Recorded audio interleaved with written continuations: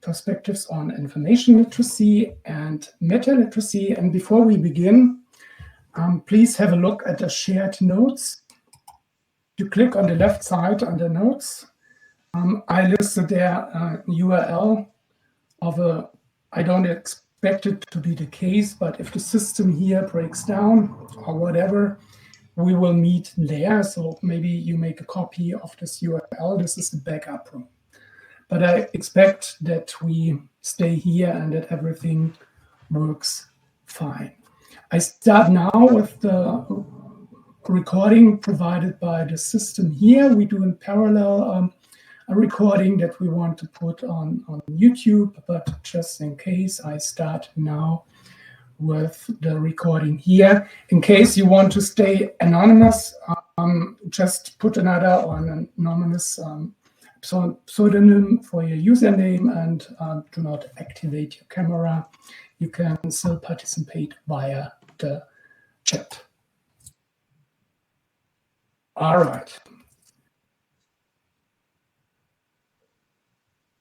Yeah, very welcome to the, I said it already, third, that's a great thing, conference on intercultural perspectives on information literacy and meta-literacy. This is a learning opportunity provided or brought to you from universities in different parts of the world.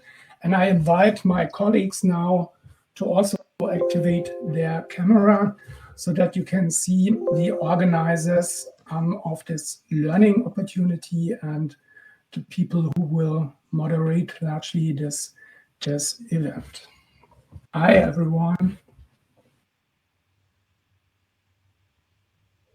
You see the names here below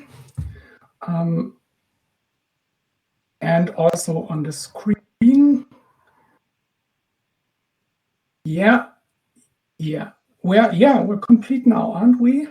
So this is us. And we provide this learning opportunity in the cultural perspectives of information literacy and meta-literacy for different reasons. The first reason is that we try to foster intercultural learning by providing a joint learning space for students from all over the world or from different locations, different countries. And this way, students have the opportunity to get some experience with regard to intercultural communication. And I guess this is a very interesting thing. And it is especially interesting because the topic we are concerned with, information literacy and meta-literacy, is a topic which is very, very relevant for today's societies and also concerning our capabilities and capabilities with regard to our professional work. And we want to learn about topics related to information literacy and meta-literacy. And this is also what the presentations today are all about. And finally, today, we were not only a learning community, a closed learning community consisting of the instructors and students, but finally, the knowledge we created, we want to share it with the world. And this is what we are doing today. So this is the basic idea, or this is the foundation of our idea. Yeah, and this is us. And maybe I already introduced myself, or I'm Joachim Griesbaum from the University of Hildesheim. And maybe we can go on this way from left to right and from the top to the bottom. So Stefan, maybe you introduce yourself shortly. Hello, yes, so I'm Stefan Dresimner and I'm the second instructor here from University of Hildesheim. Looking forward to our presentation today.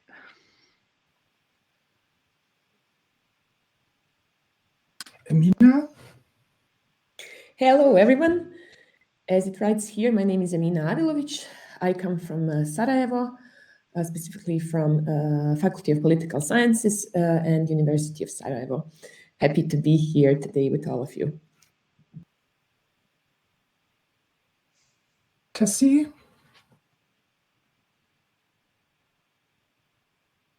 Hello, everyone. My name is Tessie Tadathil, and I am from India, Symbiosis College in India. And I congratulate all the contributors and wish everyone the best of luck for this conference. Thank you, Subarna. Hello everyone, I am Subarna Bhattacharya from Symbiosis College, India. And yes, very much looking forward to the conference. All the best to all the participants as well as the contributors. Thank you. Thank you very much. Thank you. Tom?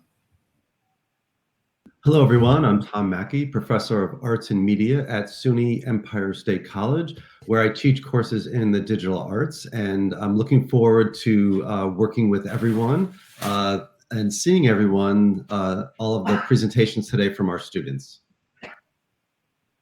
Thank you, Trudy. Hello, everybody. I'm delighted you're all here.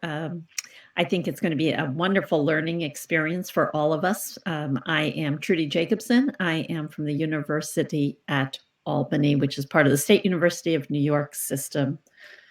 And welcome. Thank you very much, Justina. Hello, everyone. I'm Justina Berniak-Woźny. I represent University of Information Technology and Management in Rzeszów, Poland, and I am excited to be there and see and hear the results of the huge work and huge effort of all of the students that took part in this course. Thank you very much. Thank you very much, Justina. Yeah, as I already said, the third conference, we are very proud of that. And here in the screenshots, just one announcement of the first conference in January 21, and last year also in January 2022. And all videos can be found at YouTube.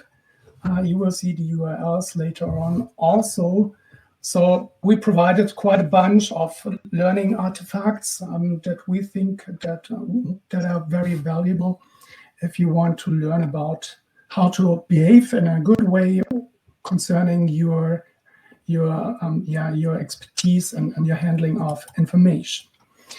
And what we present today is the work of the students. They worked hard during the semester. Here's the schedule. They conducted research. They came up with ideas how to bring the topic together and how to present it in an illustrative way. And today they are presenting their final artifacts and present it to you, so that you see this is the result of an ongoing, very deep learning process based on a lot of many collaboration efforts or actions, collaborative actions. This is the program today. It's very tight, and I think it's also demanding, but I guess it's also very, very interesting. This is you already checked it out, I guess. This is the welcoming. We start then with the first three groups of students. The first topic is Google as an information gatekeeper. Then we cover digital rights for digitally literate citizens. Group 3 asks the question, what about gamification in the field? Then we have a short break. After the break, I'm very happy about that. Trudy Jacobson and Tom Mackey provide us with a keynote on very up-to-date topic on AI and the connection to metaliteracy. We continue with group 4 then, surveillance and data protection on the internet. I guess this also can connect to every one of us. Then the next topic is building research capacity through information literacy. And then also a very, very interesting topic, I guess. What about misinformation and the economic world? I see here we have some typos. I'm sorry, I corrected it, but uploaded the wrong slide, obviously. And then again, we have a break. And finally, we have two groups. One is researching and comparing national initiatives to foster Information Literacy, and the other group asks what is the impact of algorithms in information consumption, especially with regard to social media environments. And finally, at 1800 hours Central European time, we will close. So you see, with very dense schedule, and we will try to keep it this compact. So we will see how it works, but I guess we cannot go into depth in every topic, but I guess it will be very interesting. And the videos or the presentations are already available on YouTube as files, and you can watch, see, and look at them after the conference also. Okay, this is it. This is the overview. Before we continue, are there any questions from participants?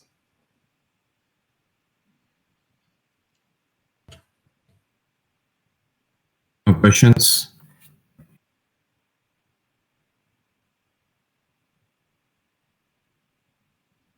I don't see anything coming up. So we start with here with the program. Here you see the overview slides, and again, you can find all videos on this YouTube page. If you have any technical problems, we have a team. 2 students are concerned with technical support. You can use this URL, or you can use this QR code. And then you are in a Telegram channel and can post your questions. I just wait some seconds so that everyone can make a screenshot or note of the URLs here.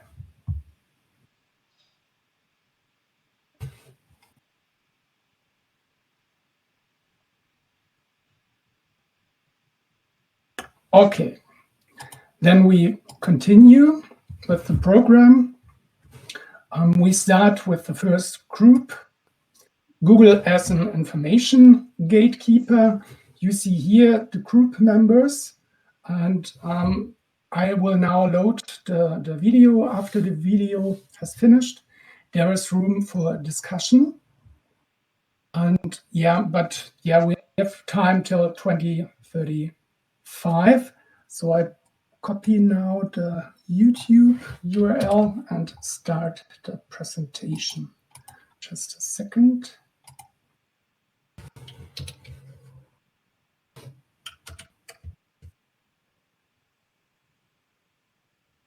Hello everybody, we are Group 1 and our project deals with the topic Google as an information gatekeeper.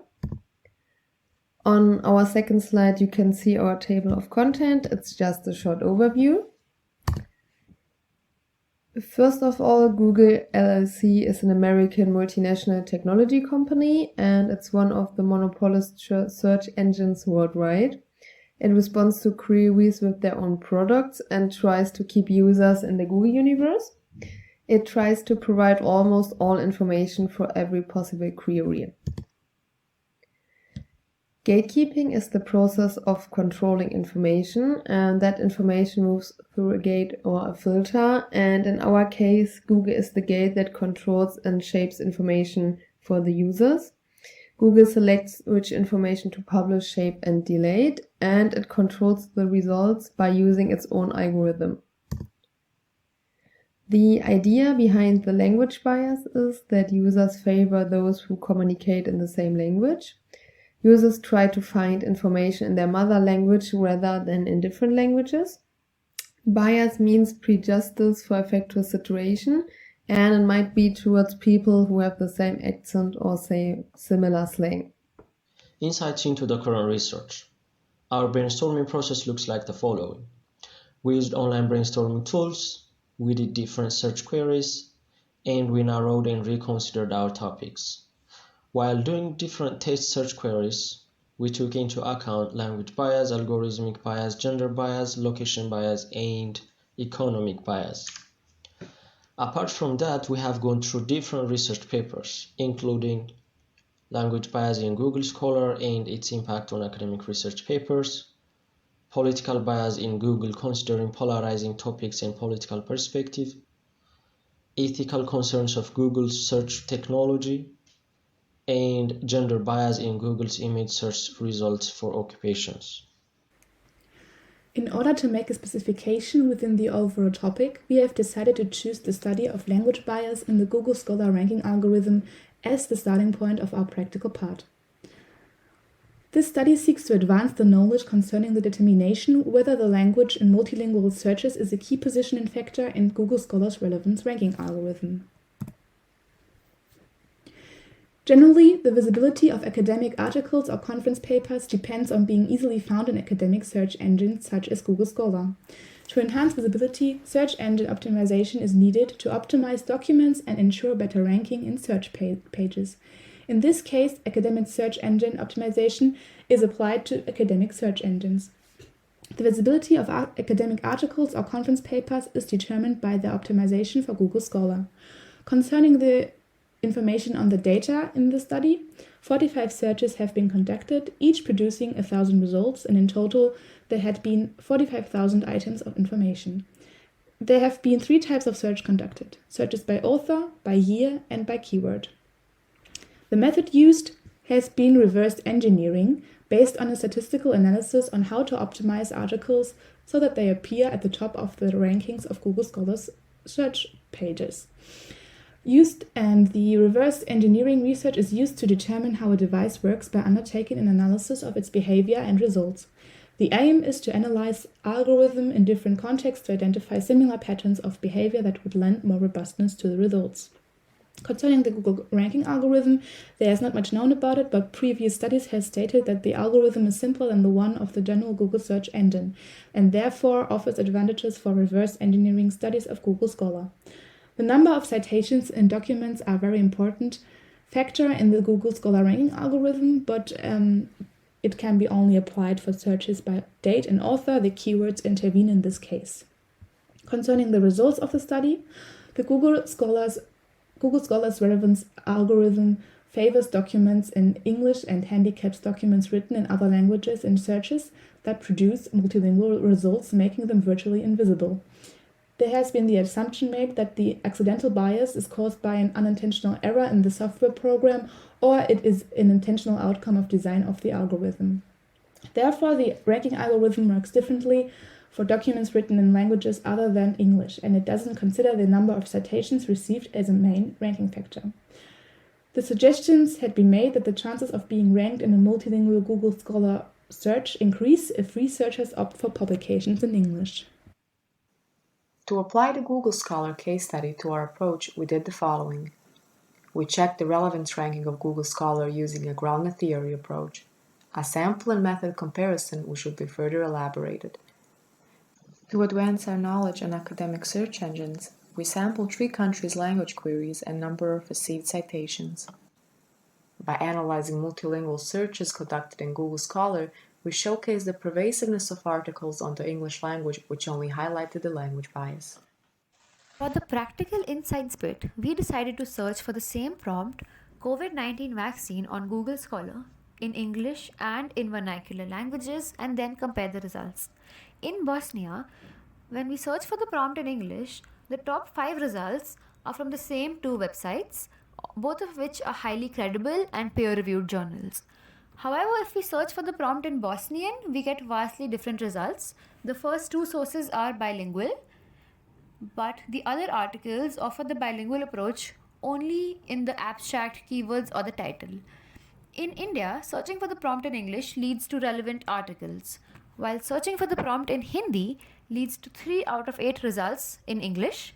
And among the Hindi results, only the first one is for a research paper published in 2020 and one is for a book. The others are for vague websites related to the pandemic. When I search for the given prompt on Google Scholar in Bengali, there is only one link that leads me to some basic information about the Pfizer COVID vaccine on wikipedia.net. Essentially, a ripoff of the widely known Wikipedia site. So, no research papers, no scientific findings. Now for further information, I searched for the same prompt on both Google and DuckDuckGo, and the contrasting results left me shocked. On one hand, Google gave me a list of random hospital names, which covered most of the top half of the screen. Scrolling down, I found 6 out of 10 results in Bengali containing information about the nearest vaccine center or the list of centers in a particular district of the Bengal state. On the other hand, DuckDuckGo gave me all search results in Bengali, even though they contain essentially the same kind of information regarding the vaccine centers. It had no English search results to distract me from. The pattern followed even after going to more results. When the given prompt was searched on Google Scholar, in English, it led to relevant search results. But when done in German, the first search result displayed included an English title. But after clicking on the result, it was seen that the research paper was written in German. It is also essential to mention that the second, third, and fourth results are sources of the RKI and therefore of trusted scientific value. While the first 4 relevant results of the query are of a general nature concerning the contents of COVID-19 vaccination, the last one is more specific regarding the topic of inflammatory rheumatic diseases in the context of COVID-19. If you already know, our topic was Google as an information gatekeeper, and we focused on the Google algorithm on academic papers in Google Scholar, and we compared the English results with the 4 languages from our group members. If you can see, the relevant documents or academic papers are displayed in English, but as we already mentioned, in German and English there are not so many differences. That means that both German and English academic papers are relevant. But if you compare them to both Indian languages we had, then you can see that in the Indian languages we got many relevant results that are not compared to the COVID-19 topic that we chose. And as the most popular conclusion, we can say that the algorithm is strongly focused on English academic papers. On our last slide, you can see our used sources. So thank you all for listening to us. Bye-bye.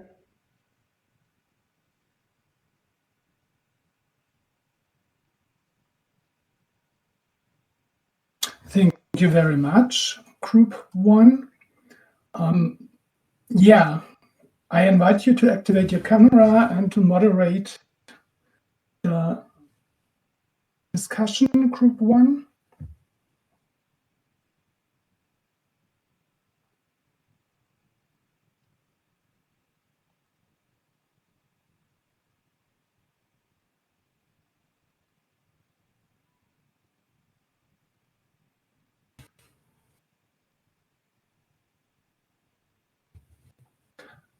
Please activate your cameras, Group 1.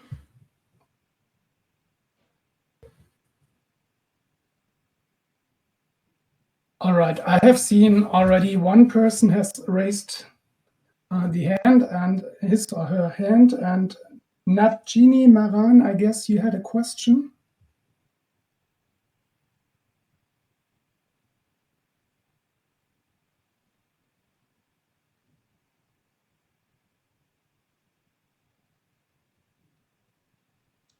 Wait a second.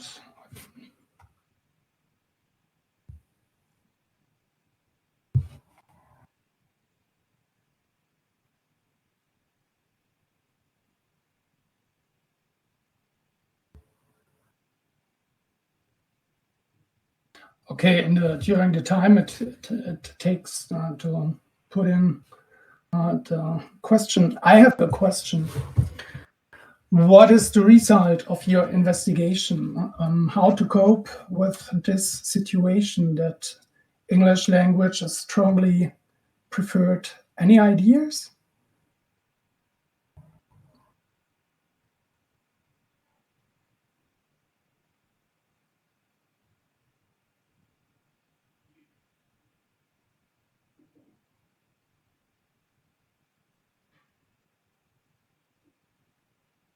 Group 1, any ideas? Well, if I can maybe add something. If I think part of our group, our colleagues said that they are unable to turn on their camera. They were away doing some other activities, I think. So that's the case why it's only me and Laura and Katerina. To answer your question, I think that there's a lot more to develop onto this topic. In general, we did kind of what we could do with the time limit given. But I think that this is kind of a topic, especially with the case studies that were done with this, that can go more in depth. So if, let's say, we advise people, I just read that Anna said, would you recommend looking for information in English? If we do recommend looking for papers in English, that would mean kind of taking a step back from looking for information in our mother languages, basically. Looking for relevant information that comes from sources, so to say, that are native to us. And I think it's interesting in the aspect that the English language is prevalent because it's such a widely spoken language.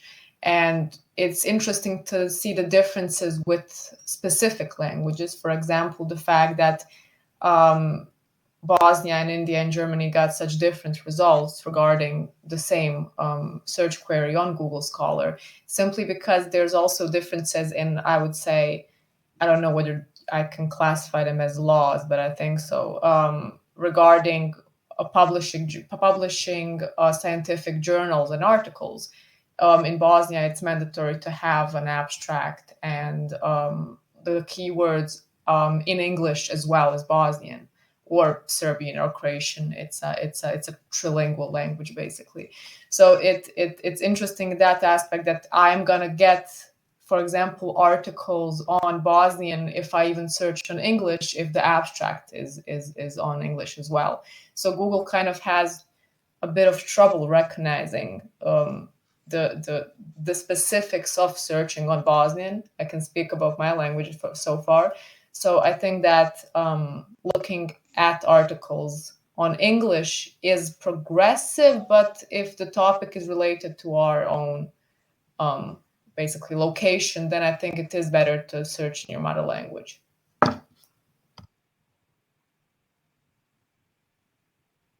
Thank you very much. I see there are some questions in the chat. Maybe you can answer them.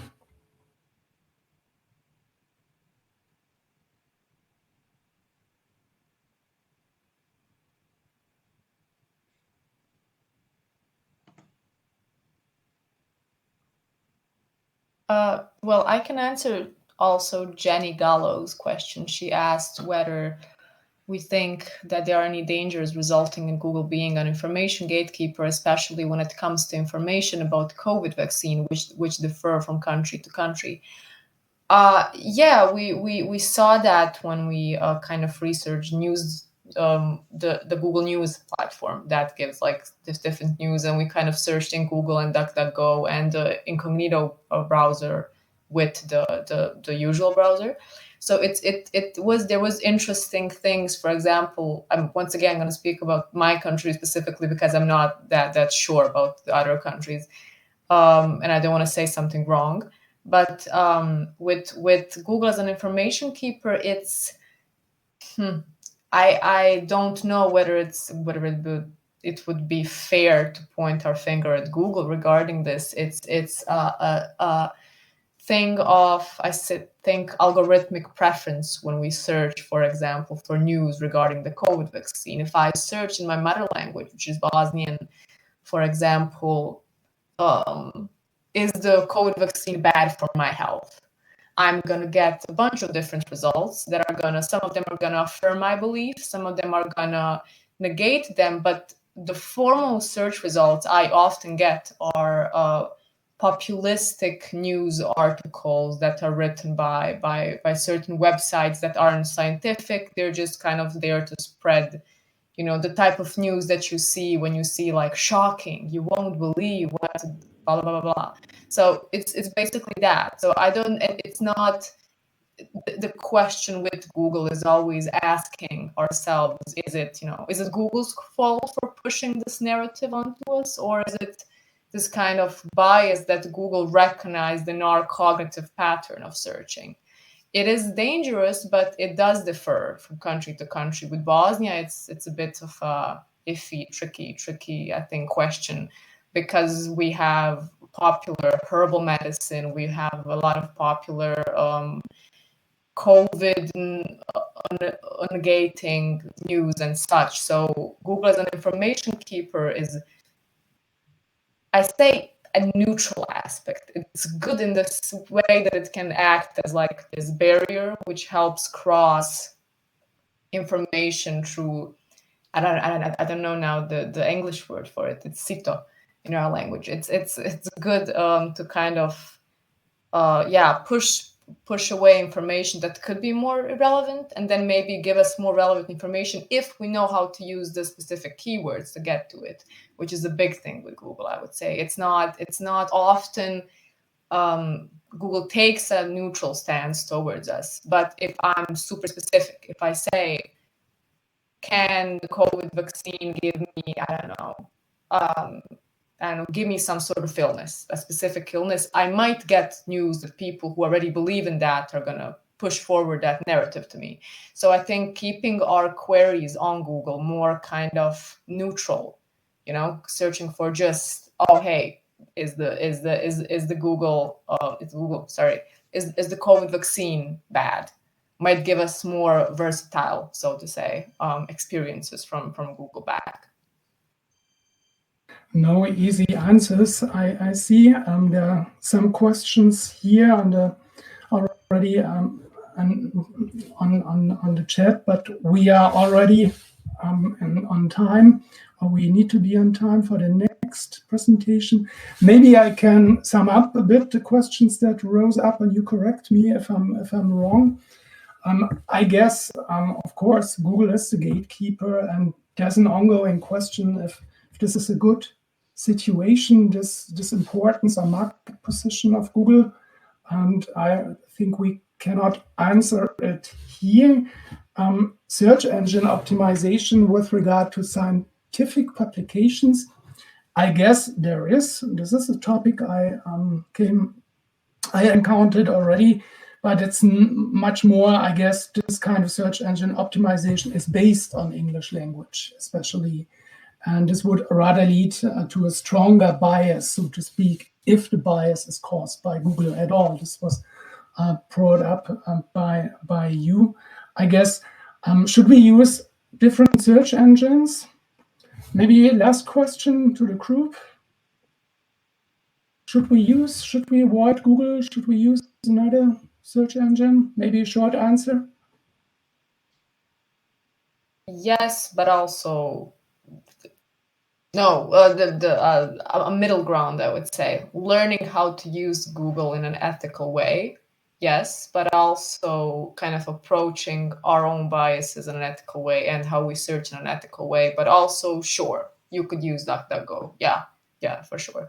You could use the Tor browser as well. You could use different things, of course, to navigate your searches better, to have more control, so to say, over what you get. So yes and no, I would say. Yes and no. Okay, yeah, the world is complex.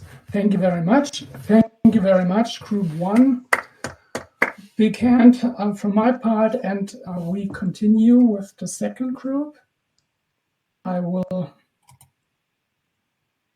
start the video, and Justina, you're already here. Just a second. And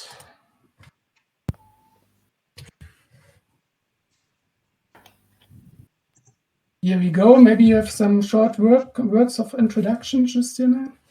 Yes, thank you very much. So I have a pleasure and honor to introduce the results of the work and introduce the presentation of group number 2.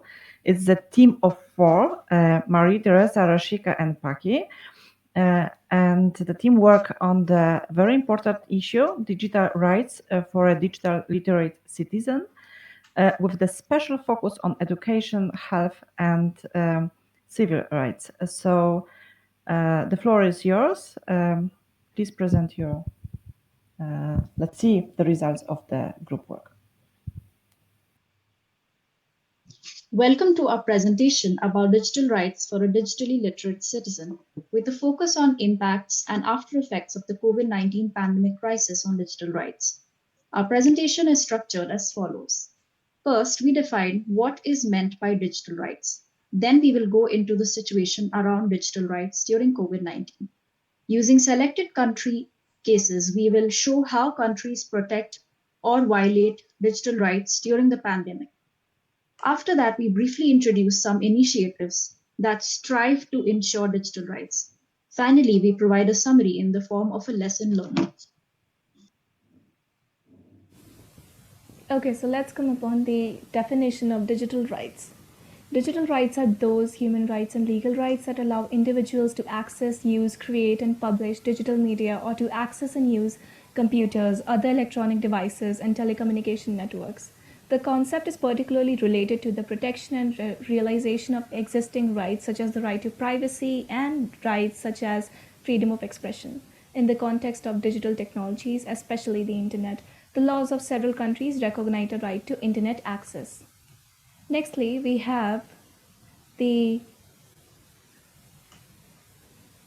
digital rights in times of COVID-19 crisis. As cities around the world try to cope effectively with the COVID-19 crisis, they witness a wide variety of digital technology responses: mobile phones, social media, artificial intelligence, which played a substantial role in dealing with the COVID-19 spread.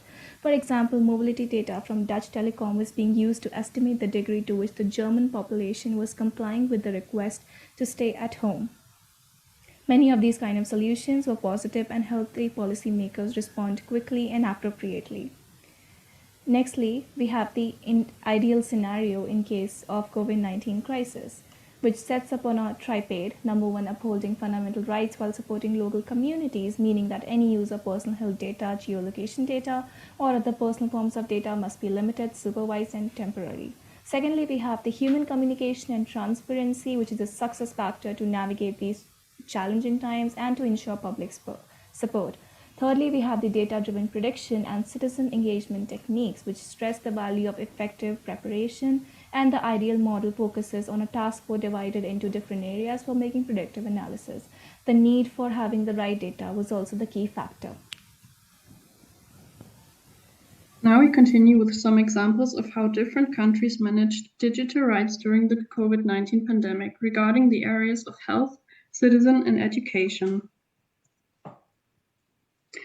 As a best practice example, we can take a closer look at Denmark's e-health portal. During the pandemic, it became necessary to access health service via digital solutions. In face of creating a digital divide, it became more important to focus on people who were less digital literate. The power of attorney function was implemented for the COVID-19 test result and the EU digital COVID certificate. And this feature allows citizens to delegate access to their health data to relatives. So it's important to acknowledge here that the success of this portal comes from a culture of trust, and therefore the main goal of this portal is to protect and secure citizens' data. Our poor practice example in the area of health refers to the country India. During the pandemic, contact tracing, surveillance, and technological tools damaged an individual's right to privacy and data protection. In the context of massive health data breaches, a citizen's medical history was revealed online on authorities' websites. Another example for the infringement of digital rights was that Indian embassy officers shared a list of positive tested pilgrims in a WhatsApp group instead of sharing individual test results directly to the individual. This can be seen on the screenshot on the right side of the slide. Also, India's contact tracing app failed to disclose minimal data rights, and the communities were not involved in the understanding of the app's functions. As a best practice example in the area of civil rights, we have Croatia and North Macedonia. So as we heard before, the spread of fake news plays a significant role regarding digital rights, especially during the pandemic. In Croatia, there is an initiative trying to counteract called Faktograf. While trying to fact-check, detect, and debunk fake news, they found numerous misinformation related to the pandemic, the coronavirus itself, and vaccination that was mostly spread via social media and popular chat applications like WhatsApp. In North Macedonia, the government has developed an app called Stop Corona, but even though this is a contact tracing app, It's in line with standards that are provided by the European Commission, since it's on a voluntary basis and deletes all collected data after 2 weeks at the latest. Now, as a poor practice example, we have to take a look at Serbia. During the pandemic, there were serious breaches of privacy and health data. Since the level of privacy culture in the Western Balkans is already low, personal data protection was almost completely disregarded by authorities during the pandemic. So there was a COVID-19 information system for processing and storing data regarding the spread of the coronavirus. For this system, the login credentials, including username and password, were available in plain text on a website of a health institution. And even though authorities reacted quickly, that webpage was live for 8 whole days, which is usually enough time to be indexed by Google and therefore searchable later. Now we also come to poor practice regarding civil rights in Ghana. Around the world, individuals are adopting and adapting digital technologies to expand the boundaries of online civic space to demand change and claim rights, besides seeking protection against the growing trend of digital authoritarianism. Recent research in Ghana from 2020 to 2021 identified growing concern within civil society that states and corporations are using digital tools for authoritarian ends. The research in Ghana also found evidence of this worrying trend, identifying 115 digital closings of civic space. In regard to the pandemic, social, economic, and political life increasingly has begun to take place on digital platforms owned by private monopolies formed in China. The use of artificial intelligence algorithms has allowed the automation of the surveillance process, violating international human rights law in China. As a best practice example, we picked the following Scandinavian countries. And this example shows how digital preparedness can not only allow but also simplify the transition to remote learning. First and foremost, the conditions for remote learning in the northern countries are rated among the best in the world. Already in 2018, even in disadvantaged schools, over 90% of students claim to have access to a computer and a stable internet connection. In Sweden, 9 out of 10 upper secondary schools provided their students with their own tablet or laptop by 2018. In Norway, by 2019, almost 100% of students in upper secondary school had access to a laptop provided by the school. And in Finland, the government allocated 100 million euros for educational improvements regarding digital competencies from 2016 to 2020. Our poor practice examples in the area of education refer to the countries Germany and Ukraine. Despite being a world-leading developer and producer of high-tech products, Germany was not well prepared for teaching in a digital world. Inconsistent interpretations of European data privacy laws generated a reluctance to use tools because of fear of legal repercussions. Also, concerns regarding data privacy arose because a learning management system was found to have significant data privacy concerns. In the case of the Ukraine, there are still challenges in guaranteeing equal access to education. For example, 19% of all students have no or limited access to a computer. Also, a stable internet connection is not given in rural areas. There are a lot of globally active initiatives regarding ensuring rights in the digital world. The following initiatives have been selected because they have been joined by countries from our before mentioned examples and by countries on different continents. The first example is the Digital Freedom Fund, with the aim to provide private companies or authorities processing more data than necessary and minimizing the risk of data leakage and other privacy breaches. Moving over to the second initiative, which is the Cities Coalition for Digital Rights. The aim is to promote and defend digital rights in the urban context, resolving common digital challenges, working towards legal, ethical, and operational frameworks to advance human rights in a digital world. If you want to visit more such initiatives from different organizations, we have mentioned a comprehensive list in the slide. Now, to sum it up, we come to our conclusion. COVID-19 forms a more digital society. Therefore, it is a governmental task to promote digital literacy to build a sustainable society. Our Poor practice examples highlighted several infringements regarding digital rights after freedoms during COVID. With regard to inequalities in access to internet and information communication technologies, there is a need for public policies to minimize technological disparities and divisions to create greater digital participation. Referring to technology provision without direction or instruction, governments should ensure that digital goods can be interpreted and used correctly by all users. Regarding the spread of fake news in times of COVID, countries should promote critical thinking competencies through, for example, the introduction of cross-border projects like the European project Media Literacy for All. With regard to the promotion of such skills, the role of education is indisputable. Therefore, governments should think about integrating digital citizenship education in curricula with topics such as internet safety or information literacy. Thanks for listening to our screencast. This is our literature. Thank you very much. So now it's time to introduce our team.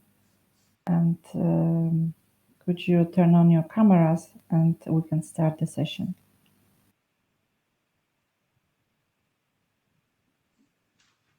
Hello, Teresa. Hello, Rishika. And Marie. So we wait for one more person.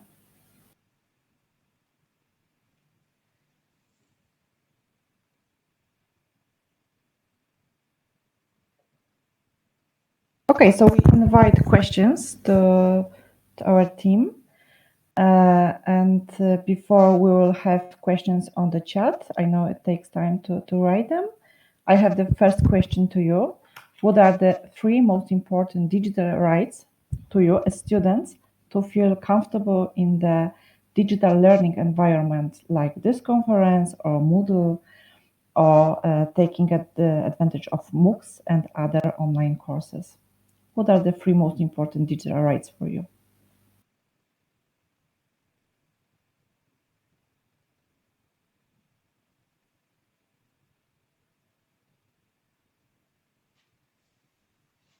Rishika, we cannot hear you. Can you unmute yourself? Okay, thank you. One thing is very important to me is the access to the learning material. So it's open access. Okay, thank you very much. So that's a great example. I was talking about the fact that digital rights is much more than what we conventionally imagine it to be, which is right to privacy and right to security. But for students, as you have mentioned, I think because we are seen as the future of our nation or our world, and we are expected to innovate. So we need the most important crucial right, which is right to credit for our personal contribution or our work. That is the most important. And the second is right to safety of our identity. To create a niche, we need to be given the right for accessibility and for individuality of our identity. And that is a very challenging task in this era of impersonations online or many cybersecurity issues regarding impersonations and theft of identity. And the third is right to freedom of expression. Again, it's related to the fact that we are expected to, and we do want to contribute and research a lot as students. So with that comes the importance of freedom of expression, and it should be ensured that that shouldn't be curtailed. So that is really relevant. Okay, so I thank you think very much. Yeah, sorry. This is what I think. Thank you very much. Would you like to add something, Maria or Teresa?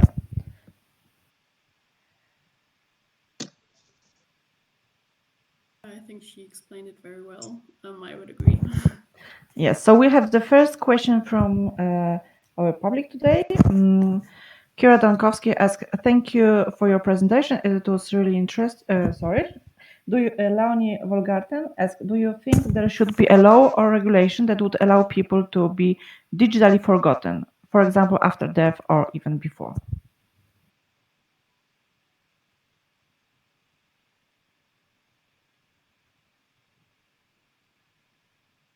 Do you think it should be done? Should we have the right to erase our identity, erase ourselves from the digital resources, digital space? I think it's the first task is to define what our needs are on digital platforms, and with that, it's very subjective. Of course, we need to come to a universal negotiation regarding that.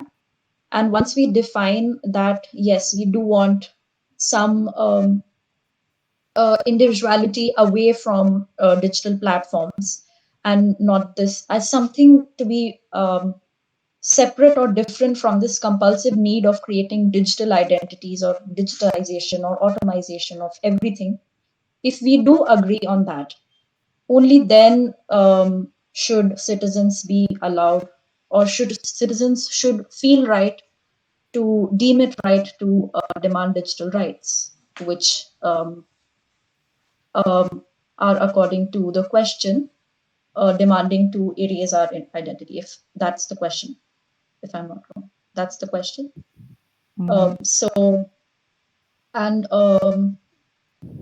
Also, we need to take into account the different socioeconomic status. So not everyone wants their identity to be on digital platforms. So yeah, that's a very good concern raised. So we need to first define what we want. Thank you very much. A very good point. In some predictions for future, I have met the future job, future profession that was connected with this question, and people who will be responsible or can guarantee the elimination of our data from the digital space after our death. It's something that can be interesting as well. Okay, so we have one more question. It was, sorry, I have to go up because we had a quite interesting discussion here. Do you think UN program could help improving digital rights in countries which have problems in that way? Florian Svoboda. Do you think UN program could help with that?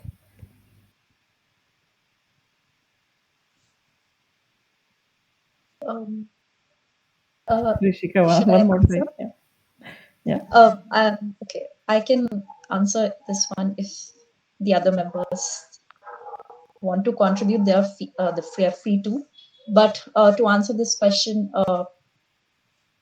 whatever initiative should be implemented, it should be very action-oriented and very dynamic, very prompt and responsive. This is the main goal. And if the UN is able to achieve that, but the issue is that there is a lot of inadequacy or gap in timely implementation. And that especially more relevant with respect to the context. Say if suppose it's in any country in Africa or any country in any non-Western country, it takes a lot of time for the task force or the organization to be formalized and to be designated there. So if that is taking a lot of time, then I personally think that we should have a more collaborative approach. So there should be other organizations working domestically along with the UN. But otherwise, if it is very, very prompt, then the UN can definitely play a significant role in. Yeah, so in other words, UN can be the leader, yeah, but we all have to add to contribute to this program, because only the program will the program itself will not solve our problems. It is only the guideline, the roadmap that we can follow. Thank you very much, Rashika. I don't see One more question. Thank you for your detailed presentation. How would you explain the strong differences between Scandinavian countries?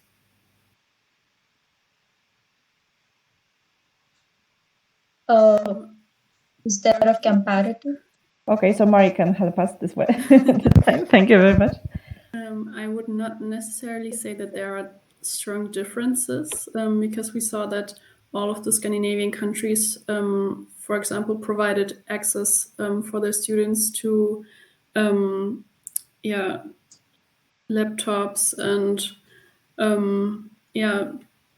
mainly also the internet connection. So I think they tried their best to provide the access for digital learning to their students. So I would say there was a great effort to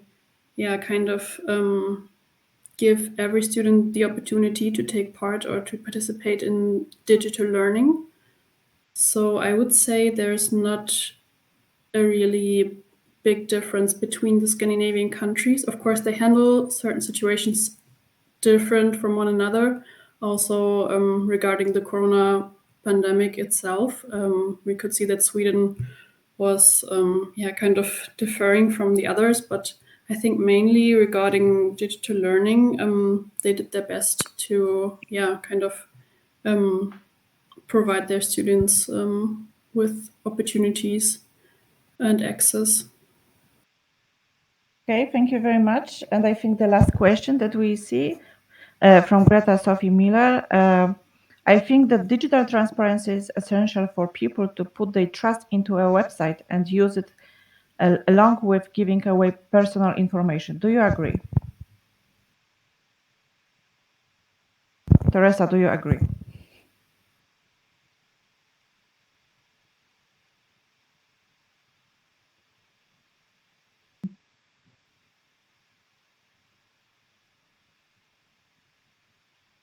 So is digital transparency essential for people to trust into website and using it and giving our data?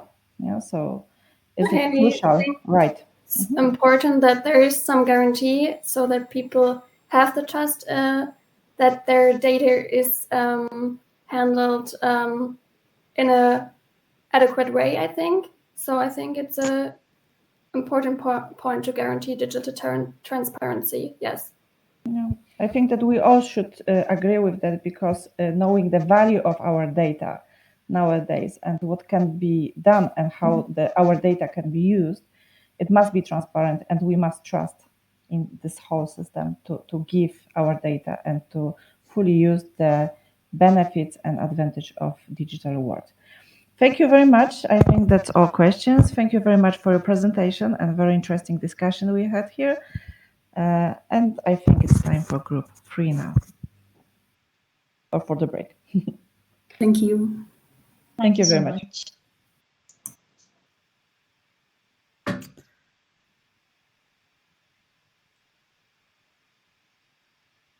So I will be introducing group 3. The members of that group are Karen, Olivia, and let me just, I have lost my screen temporarily, and Devanshi, and they are talking about gamification of information literacy learning scenarios. Absolutely fascinating topic, and I will turn it over for the presentation right now. Welcome everyone to this presentation on gamification of information literacy learning scenarios as part of a transnational online course on intercultural perspectives on information literacy and metaliteracy. Our agenda for this presentation entails that we start by defining what gamification is, followed by our objectives, an overview of the studies used, our methodology and the process of selection of case studies and papers, a look at major game design elements in information literacy and metaliteracy learning scenarios, the effectiveness of gamification in such contexts, possible negative effects, and the factors that make gamification work, a summary of it all, and further reading for those interested. For a better understanding of the topic at hand, we must adequately define what gamification is. According to Deterding et al., gamification refers to the use of design elements characteristic of games in non-game contexts, that is, using regular features of games, like a scoring and rewards system in non-game situations for purposes of learning and reinforcement. The aim of our study was to seek out and understand how gamification techniques can be applied to the development of new information literacy learning scenarios. We started with the prerequisite knowledge that as gamification aims to increase the learner's engagement in learning contexts, it can be and has already been applied to information literacy and metaliteracy learning scenarios. Our primary resource, a 2018 paper by Majuri et al., analyzed the implementation of gamification by conducting a literature review focusing on motivational affordances implemented, the psychological and behavioral outcomes that have been studied, and the results reported regarding the usage of gamification. Our modus operandi involved using Google Scholar and academic research databases such as the ACM Digital Library to look for case studies, and our criteria for sorting the studies mandated that the studies chosen maintain rigorous, sufficient scientific background, are published in the last 10 years to ensure relevance, and that their focus is on the application of gamification to implement and improve information literacy and metaliteracy. Now we are coming to the presentation of the case studies. The first case study is called Bad News. It is a web-based social impact game in which the players take on the role of a fake news creator and learn to master 6 techniques often utilized in the production of misinformation in order to improve people's abilities to spot and resist misinformation. Players must attract as many followers as possible while maximizing the credibility at the same time, and the total number of followers at the end counts as the final score. Players can earn 6 badges throughout the game after successfully mastering a misinformation technique. There's a role-play, storytelling, and dialogue-like decision-making. Players are rewarded for using the strategies they learn in the game. They are penalized for choosing options that are in accordance with ethical journalistic conduct by either gaining or losing credibility or followers. The next one is called Factitious. It's a browser-based social impact game in which users are given news articles and they have to judge whether it is fake news or not in order to educate users on thinking critically and thus improve their news literacy. There are 3 rounds and around 5 article reviews per round. There's a progress bar in form of a pen that is continuously filled with color per round. There's a certain number of points for every correct judgment, which are collected to a final score. There are multiple levels, easy, medium, and hard. The next one is called Info Skills to Go. This is a website filled with a series of tutorials, games, and assessments for college-bound high school students to learn about and practice information literacy skills and concepts. The students can earn badges in 4 different categories: academic integrity, information seeking, information organization, and evaluation. Each of the badges consists of 3 to 6 tasks, such as a tutorial, a video, a game, or a short reading assignment on a given topic. For each task, an assessment is given, which are mostly automated by using auto-graded multiple-choice quizzes. A leaderboard to track the process of students is implemented. The competition between the students in terms of ranking on leaderboard is a social aspect here. The next one is called Seek. It's a card game which aims to improve the construction of search strategy abilities as a key information literacy skill in higher education contexts. It is used within learning scenarios taught by librarians. It is a reward system consisting of points to raise motivation. The students take turns asking each other questions from a deck of cards to earn points for either the questioner or the person who answers. Cooperation in groups of 3 to 8 players is a social aspect here. There are in-game rewards and penalties. For example, wildcards. They are bringing some kind of gambling or element of chance to the game and are promoting discussion between the players. It is also possible to reward or penalize the players for activities such as missing out a learning session.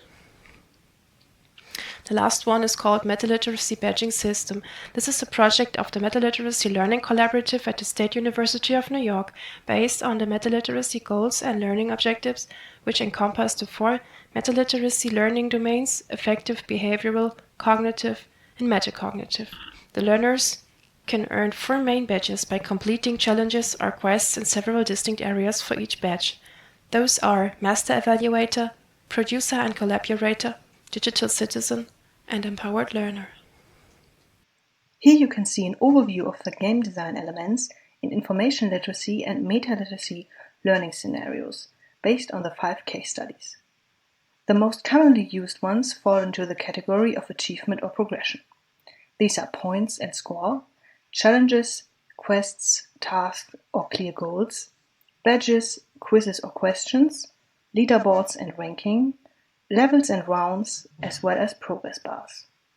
But there are also some in the categories of social aspects and immersion. These are competition, cooperation and teams, in-game rewards and penalties, a narrative, storytelling and dialogues, as well as role play. Now to the effectiveness. An issue in gamification research on a general level is that studies rarely contain a controlled experimental study design and hardly ever examine the effects of one element at a time. Out of the 5 papers selected, only 2 investigate whether the project has the intended outcome overall using a pre-test, post-test design, but none measure the effectiveness of each utilized game design element separately. And these 2 are Info Skills to Go and Bad News, which both have the desired outcome and have a badging system as a core game design element in common.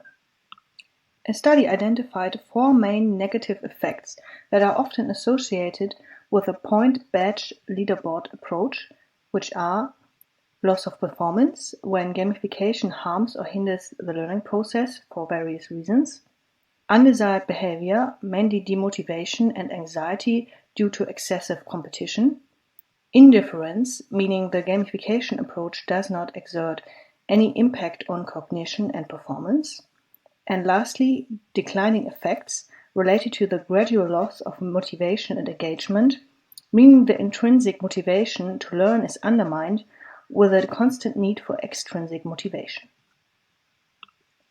As for the success factors, you should remember that not every gamification approach is suitable in every learning context.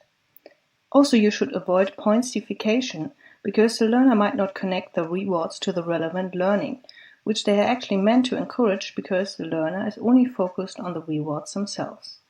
Also, you should consider instructional and motivational design theories and take the learner's characteristics into account.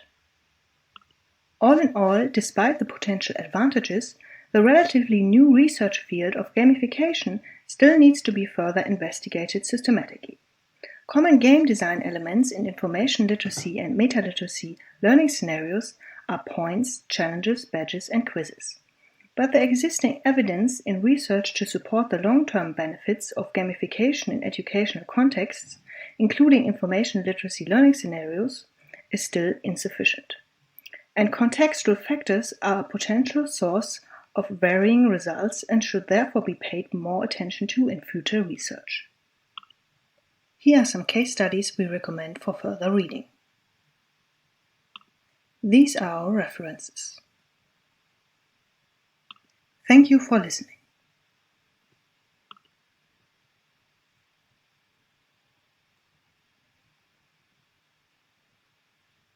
Thank you very much for your presentation, and may I ask the members of Group 3 to please turn on their cameras.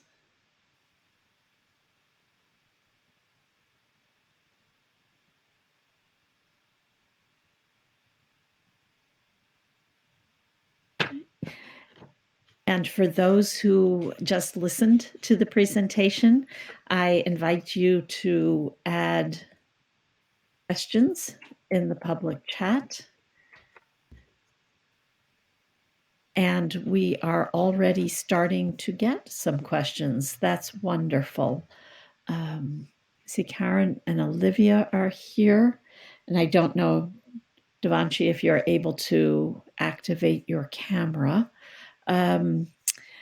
So let me start. There is a question from Florian. Do you think games should be included in the curriculum to improve information literacy from scholars or students?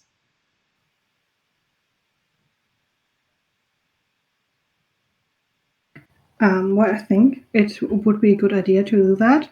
But as we said, regarding the negative effects and also the success factors, that you should be careful that there's, for example, especially for students, that there's not too much competition between the students and that they're not only focused on this competition aspect, so that there's that there's still this fun aspect to it. But several of these examples that we gave, for example, the Info Skills to Go project was a part in a high school English class. So yes, it's definitely a good idea to do that. Olivia and Devanshi, any thoughts from you?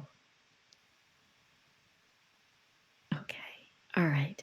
And Bjorn had a question about the Borderlands 3 game, where there was a Tetris-like puzzle game in which the player analyzed data for scientists by solving the puzzles, player rewarded with in-game currency and items. So he's asking, is this also an aspect or a topic of its own? And are one of you able to respond to that? Would you like clarification on the question? Well, I think it's definitely related to gamification, because in the further case studies that we also recommended, there's also a game that's called Fake It to Make It that is similar to Bad News.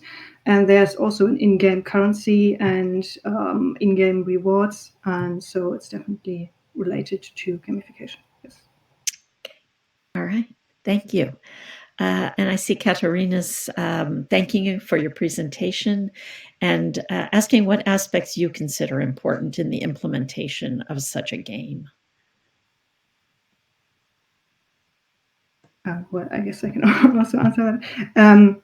As we mentioned, the success factors, and I think the most important one is that you should consider what kind of learners you have. So what are their educational needs?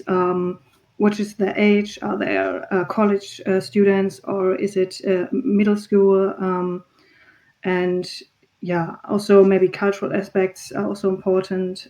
So that is really, very important, I guess. Okay. Let's see. Let me just ask you, are you looking at the chat as well? Is there a question there that you think is particularly critical that you would like to answer?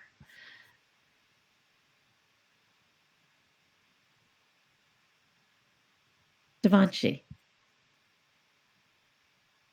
I would like to take Laura's question, and as she asks if gamification methodologies in future in education could be added as a mandatory part of the curriculum. For that, yes, it is quite significant step that education as a field could take, but teachers, professors, even future educators would use this to further enhance their curriculums. How do I put this? Effects, because we've just seen how gamification might just work much better with the younger demographics. Not exactly every time the younger demographic will be the target one, but yes, it must work much better because as times move on, we do use New Year. Thank you. So I know that the time on the slide says 1:15. We're going to go just for another couple of minutes and just have a slightly shorter break. So let me just ask again because we continue to get questions. Olivia, do you see one that you'd like to respond to? Yes, I see one question from Caroline, and the question is, do you think students, young people, can be seen as the only target group of such approaches?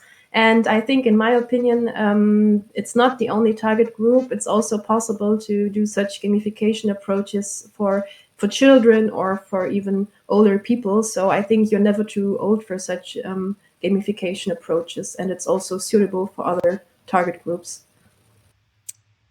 All right. So I would like to thank you very much for your fascinating presentation, which garnered so many questions. And we're really sorry that we can't answer all of them. But thank you so much, everybody in the audience who asked so many questions. And I will turn this back over now to Joachim. Thank you, Team 3.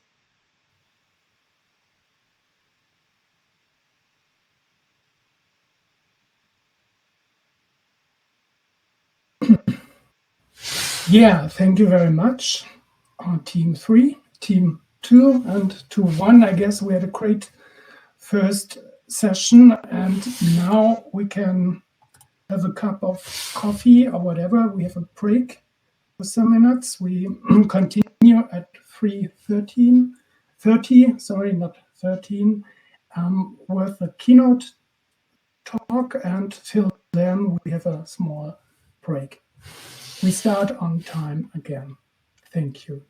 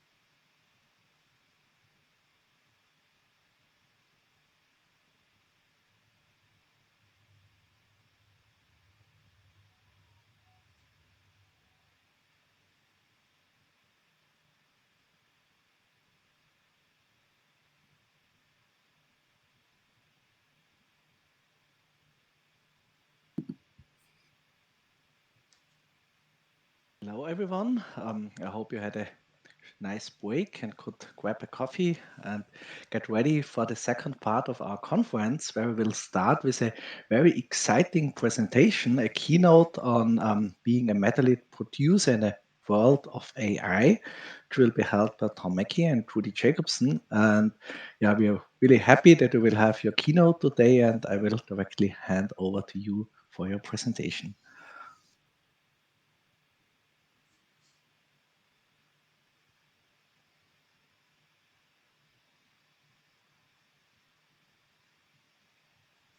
Tom, I think you're still muted. Okay, I'm sharing screen. For some reason, it looks very small on my screen. Is it the same with yours? No, it looks perfect. It looks okay? Yeah. Okay. All right. Trudy, do you want to get us started? Sure. We're delighted to be asked to do the keynote for today's conference. And we really wanted to do something that we would think would be engaging. So we came up with being a meta-literate producer in a world of AI, a very current topic. And we are very excited that this is the first time we're really talking about how important meta-literacy is to these conversations about artificial intelligence. It seems that especially over the last few months, this has been on everyone's mind. Everyone's talking about artificial intelligence, and we'll be talking about why that's the case. Let's first frame this with, I think, a really excellent quote from an expert in artificial intelligence, Kate Crawford, who said, like all technologies before it, artificial intelligence will reflect the values of its creators. So inclusivity matters, from who designs it to who sits on the company boards and which ethical perspectives are included. And there's so much here that's extremely valuable. First of all, the idea that it is a technology. It's something that we as humans created. So it really needs to reflect our values.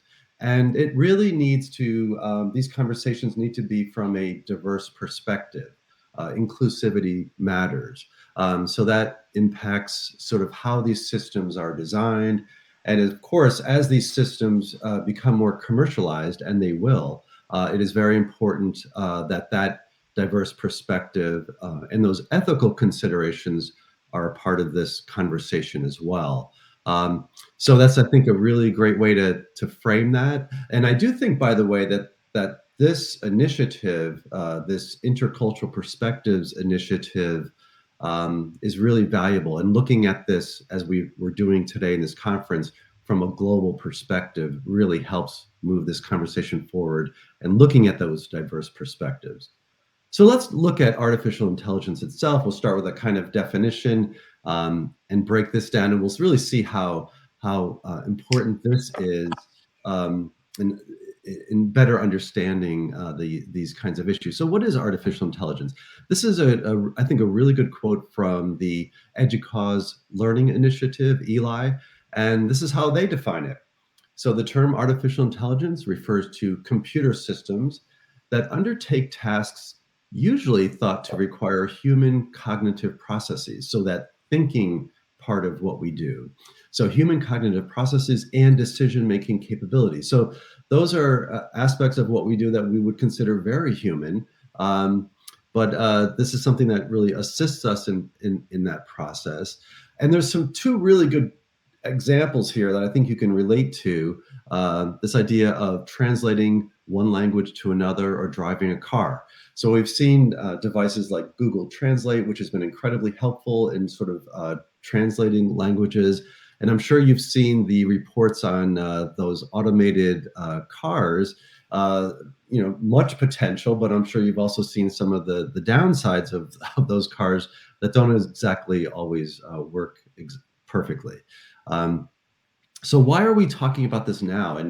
And how is this sort of having an impact on certainly conversations in higher education, but we've also seen this in news reporting. It just seems like everyone's all of a sudden talking about AI.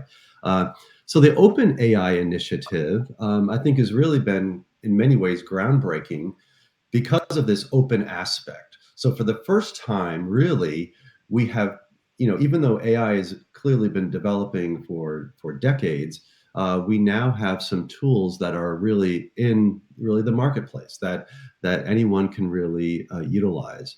And the fact that OpenAI has this focus on open means that people can interact with these interfaces. They can work with the programming. They can adapt it to different means. So that focus on open is really important. And I have a quote here from OpenAI in terms of what their goals are. So again, it's a research and development R&D company. And again, look at their mission, really focusing on sort of artificial general intelligence that benefits all of humanity. So of course, the aspirations here are bold and ambitious and really mean well. And of course, we'll see some downsides of this as well, as we always should look at those downsides. But two interfaces in particular, ChatGPT, which really for the first time using natural language processing and this kind of language learning allows us to really generate any kind of text we want, including a poem or a haiku, a play, a menu, a list of citations, and also potentially paragraphs and essays. So for the first time, by inputting data, we can get what looks, coming back to us, output that looks very much and is very much language that we recognize and understand. So you can imagine then in a higher education environment, a big part of the conversation has been how this could be potentially used in a bad way, especially if students are generating essays, for instance. But of course, the kind of ethical decision making that goes into this impacts everyone. I think it also impacts researchers and writers in terms of how do we engage with this in a thoughtful, ethical manner. And the other, I think, big breakthrough here too is that DALL-E is another interface similar to Midjourney, and there are others out there that allow us to create images, artistic images, just through text input. So again, these AI systems are basically searching all the information, visual and textual information that's on the internet, and then bringing it back to us in a language that we recognize. So incredibly powerful tools that have great potential. So Trudy is now going to talk about this framing question that we have that I think introduces why metaliteracy is so important. Thank you, Tom. So we think this is a critical question, and we'll be looking at this further later as well. So what does it mean to be a producer of information in a world of AI? I was thinking when Tom was talking about the idea of translation from one language to another and how Google Translate can be very helpful. But I'm also thinking about all of you who are in this conference who have been creating presentations for the students in the course who are not native English speakers. And yet you are doing extremely well in an English-speaking environment. And Google Translate really isn't going to be able to handle that, to sort of provide the functionality that you sort of take for granted. So we're going to be bringing the metaliteracy into this and to see what metaliteracy has to say about this idea of producing information and how that impacts what AI is capable of doing. Tom, did you want to add to this? I think you've said it perfectly, and I think that this is really the challenge. If we can interact now with an interface that generates text, what is our role of a producer? How does it impact our role of a producer? There's all kinds of ethical decision-making that goes along with that. So how do we utilize these interfaces in a way that's positive, that are positive and productive? Okay. So we're going to take a look at sort of an overview of what is metaliteracy. Some of you are familiar with the term, others may not be. And so this definition of it talks about it as a comprehensive approach to teaching and to learning that emphasizes the development of critical thinking and collaborative skills in digital environments. So there's some key elements here. Metaliteracy goes beyond traditional information literacy, and you're hearing a lot about information literacy in today's presentations. But metaliteracy brings in some additional elements by incorporating the emerging technologies, social media platforms, and placing a greater emphasis on the collaborative nature of knowledge creation. So think about how that describes metaliteracy, and then let's see a second definition. Tom, if you could bring that up, thank you. So here it talks about metaliteracy is intended to promote critical thinking and collaboration. So you're seeing elements that showed up in the first column. Provides this comprehensive framework for effective participation. And I don't believe that the word effective shows up in the first column, but in social media and online communities through the acquisition, production, and sharing of knowledge in collaborative online communities. So there's some elements there that were not in the first one. And then it also talks a bit about the differences between information literacy and metaliteracy. So looking at those two definitions, Tom, were you able to do the poll or? No, I'm sorry. I just got your text. I think we could have them just respond in the chat, just ask the question. That's great. So the left column or the right column, which one sort of makes to more? Interrupt. I can make the poll if you wish. That would be great, Joachim. I need to be a presenter.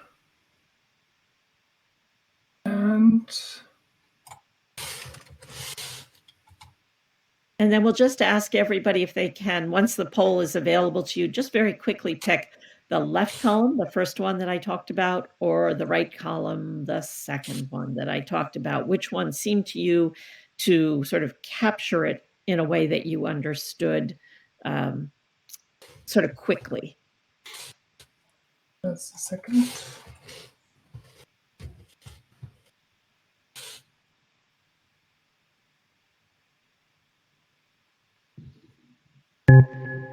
All right, should be visible. Great, thank you.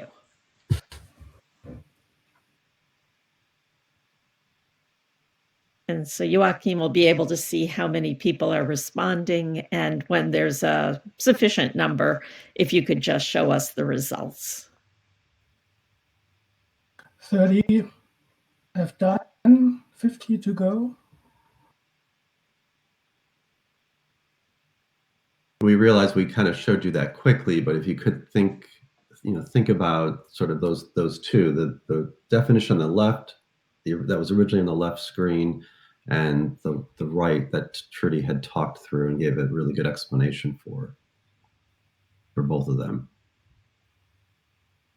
All right, 50 have answered. I think that's fine. Yeah. Oh, okay. So interesting. So just about equal. Okay. So once Tom is able, yes, once Tom's got the presenter roll back, he can put that slide back up. Okay, so I have to do that. Hold on a second here. Thank you all for your patience, and thank you, Joachim, for jumping in and doing that for us. Yes, very helpful. So can everyone see it again? So I can see, yes. Okay, great. Great. So the responses were just about equal. Tom, can you do the next couple of clicks? And so you will see that ChatGPT, an AI program, generated the one on the left. The one on the right came from the Wikipedia article on metaliteracy. We do have a student in the class this time, Luca, who was part of the team that helped to create that article in Wikipedia last time around. So we thought it was very interesting looking at these two. And we'll come back to this idea of the AI versus Wikipedia in a little while. And I think that that perfectly captures the issue that there's a kind of wow to this that, oh, AI can generate a definition of meta literacy that looks really good, that everyone here, evenly split with one that was written by, some, students who did the research on meta literacy and then posted it to Wikipedia, which has some pretty strict guidelines. So, Tom, can I just, sorry. Yep. Can I just jump in for a second? I just wanted to say that there were, both of these are longer, and we pulled out sort of key parts. Yeah, right. So, so I think that shows why it's incredibly powerful. It raises all kinds of ethical questions at the same time. So, I'm going to just move on quickly to a definition. We did not ask ChatGPT to give us a definition of meta literacy mindset, but I'm certain that we are certain that it would be able to generate one.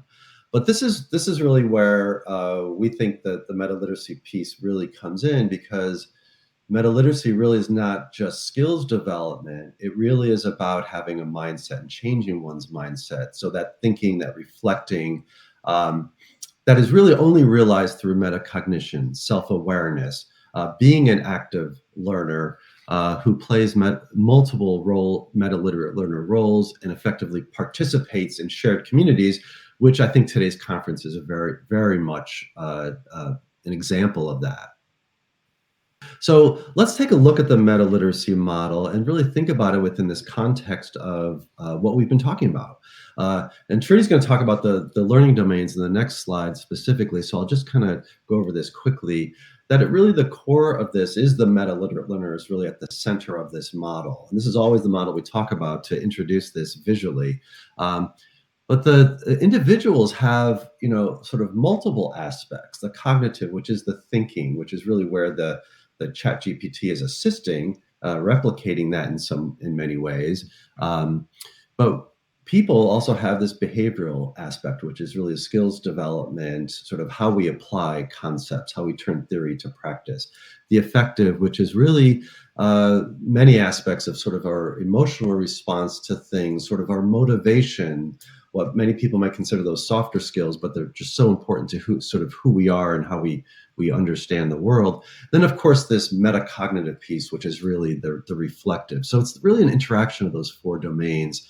And meta-literacy also, the outcome of this work really should lead to the development of really key characteristics. So think about these characteristics in the world of AI. So being adaptable to these technologies, but doing so in a critical way, being open to using these kinds of interfaces and technologies, and not being afraid to try it, being productive, which is really the key question we're asking today. What does that mean in this world of AI? Being informed, because ChatGPT is not always accurate, as you can have it generate information, but it's not always going to be accurate. And what are sort of these aspects of being collaborative and participatory, working with these kinds of interfaces?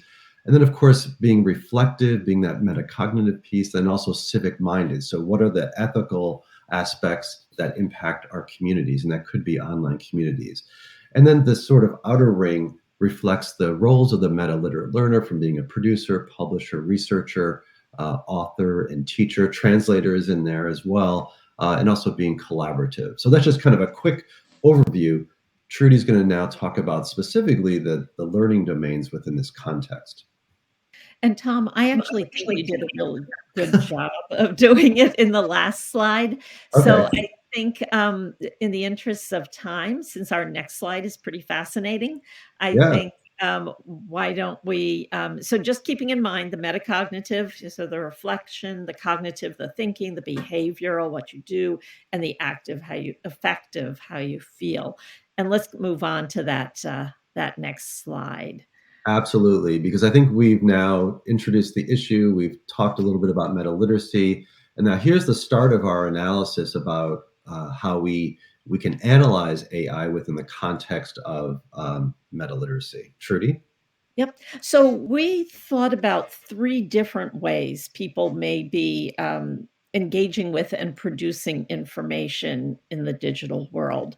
They're just 3 examples. The first column obviously is very pertinent to today's keynote, but we thought that the Wikipedia editing, and we did have the definition from Wikipedia, and digital storytelling might provide an interesting contrast. So when you think about the AI-generated text or image, the human is identifying a prompt, so the topic, the format. Once there is a response, responding to the text or the image, deciding sort of what one wants to do with it. Does one want sort of a change to it, an adaptation of it and requesting that, or sharing it at some point in its generation, and then engaging with the ethical issues. So even how do you cite this? If somebody else were to put in the same prompt, would they get the same response? You know, how is there sort of an archived object from this? How do you cite it? So with the Wikipedia editing, it's a little bit different, and the community is a little bit different. So you're selecting a topic, determining which article you might want to work on if you're going to edit, which gaps there are, how you might make a contribution to it, finding sources. So that's a little bit traditional, but they've got to be ones that are reliable, and then you have to translate it for a general audience. So you can't use the same, perhaps complicated, specialized language. And then again, avoiding ethical problems. So you can't just sort of copy and paste that type of thing. This is all extremely abbreviated, but Tom, digital storytelling. Absolutely. I think it just makes such an interesting contrast. And when we first planned this out, we had such a great time talking through all this. Digital storytelling really is telling primarily personal narratives or individual narratives. It can also be collaborative as well, but doing it through digital technologies and doing it through openly available resources. So if you're telling a story, perhaps a story about your life or something that's happened to you or about how you've been empowered, any aspect of your life or travel or something like that, you're really coming up with the idea. So you are initially conceiving the idea and then planning it through in terms of best practice of a digital story. You're then writing a script when, of course, ChatGPT could do that for you.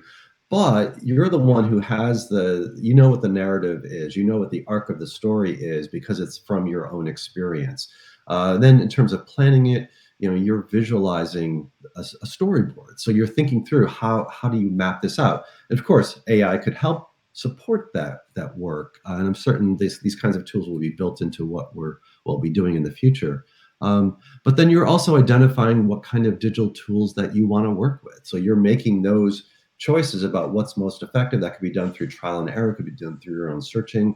And then you're really producing the digital media content. And as we've seen too, AI can do aspects of that. It's already probably built into some production tools already. But as the creator of the story, you're really making design decisions throughout this process. And then you're also making decisions about how much of that you're going to share, where you're going to share it. So a lot of your decision making, even if it could be assisted with AI, those are really your choices and your decisions. So I think that really does provide a really fascinating contrast to what's going to be even more integration of AI into these kinds of resources and these kinds of issues. But I think that's a good way to kind of frame it to start. Trudy, do you have anything else to add before we go to questions? I think going to questions would probably be the way to go. Sounds good. So we did kind of rush through that, a lot of material in a quick way. We did have a nice interactive component there as well that we were able to work in. But we do have about 5 minutes for questions. We've seen that there are some really positive comments in the chat. What do you think?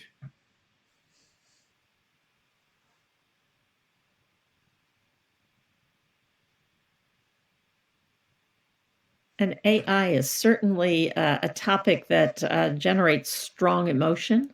There's a lot of, I think, concern and worry, and it's because it's something new. And we need to see how it's used. And Tom, one thing that struck me particularly while we're waiting for these typed questions to come through, you mentioned the idea of needing to build in inclusivity and diverse perspectives. And I'm thinking about Wikipedia that I've worked with for a long time. And I don't know that that was fully built in the beginning, although the desire was there, and thinking about some of the gaps that we're now playing catch up with, gender-based, just a lot of different groups that really weren't represented. Absolutely, that's an excellent point. And I think digital storytelling is like that too, because digital storytelling is really about inclusivity and sharing narratives and personal stories and identity issues. So I have an interesting question here. Do you think the ethical question of AI is country-based?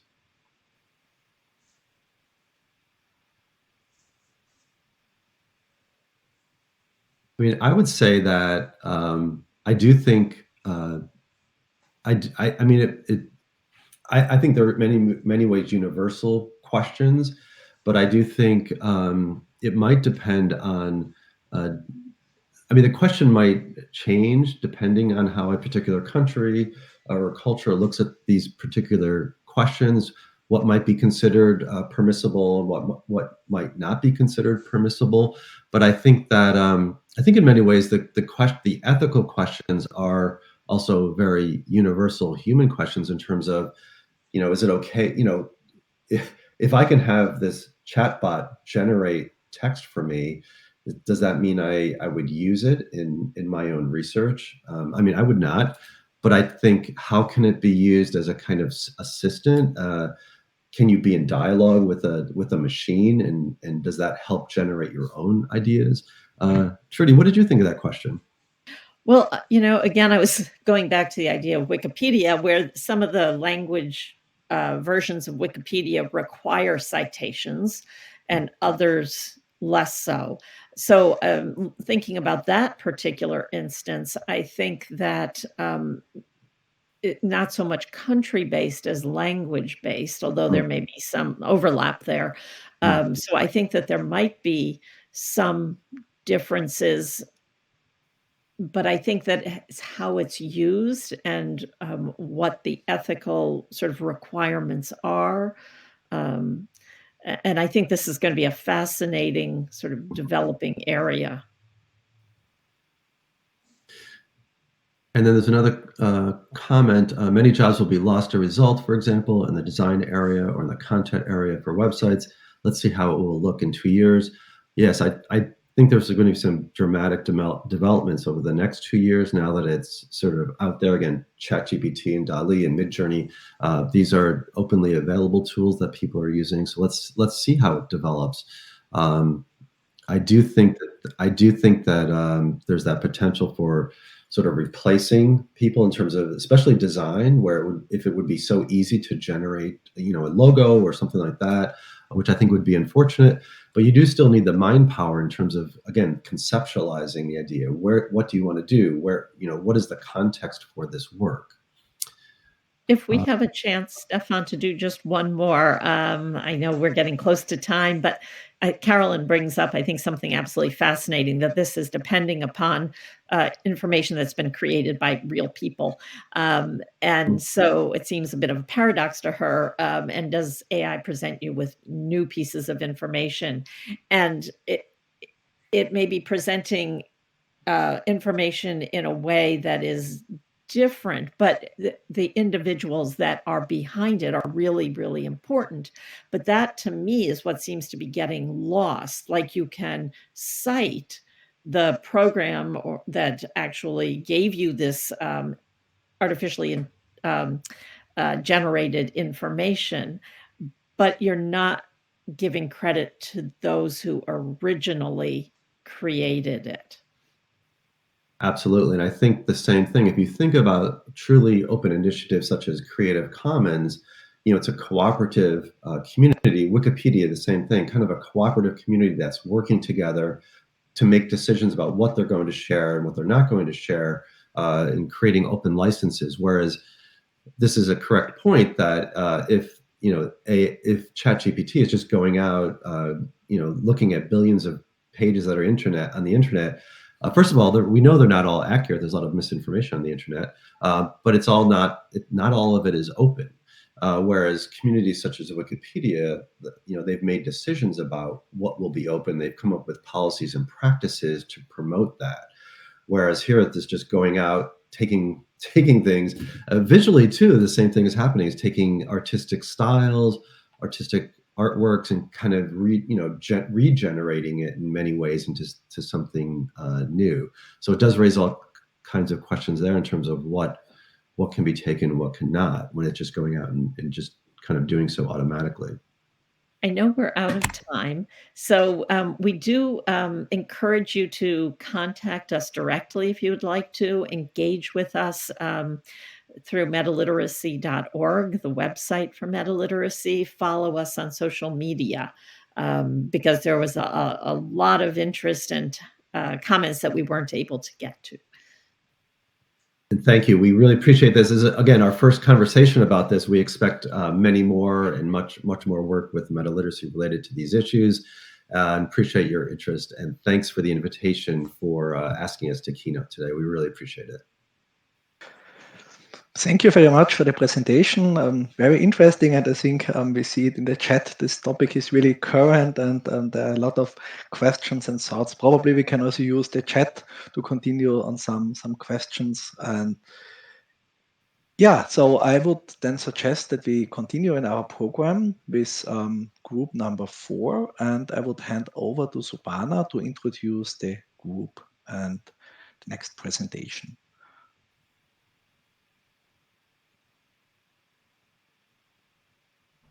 Hello, everyone.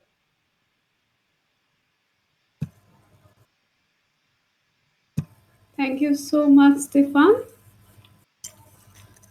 Okay, so yes, I feel delighted to introduce Group 4 here. Anna Selski and Melina Gate from Hildesheim, Germany. Malika Mehti and Jagruti Kaur from Symbiosis, India. And Benjamin Dulik from Sarajevo, Bosnia. And the Group 4 presentation topic was surveillance and data protection on the internet and tools to support data protection competent behavior.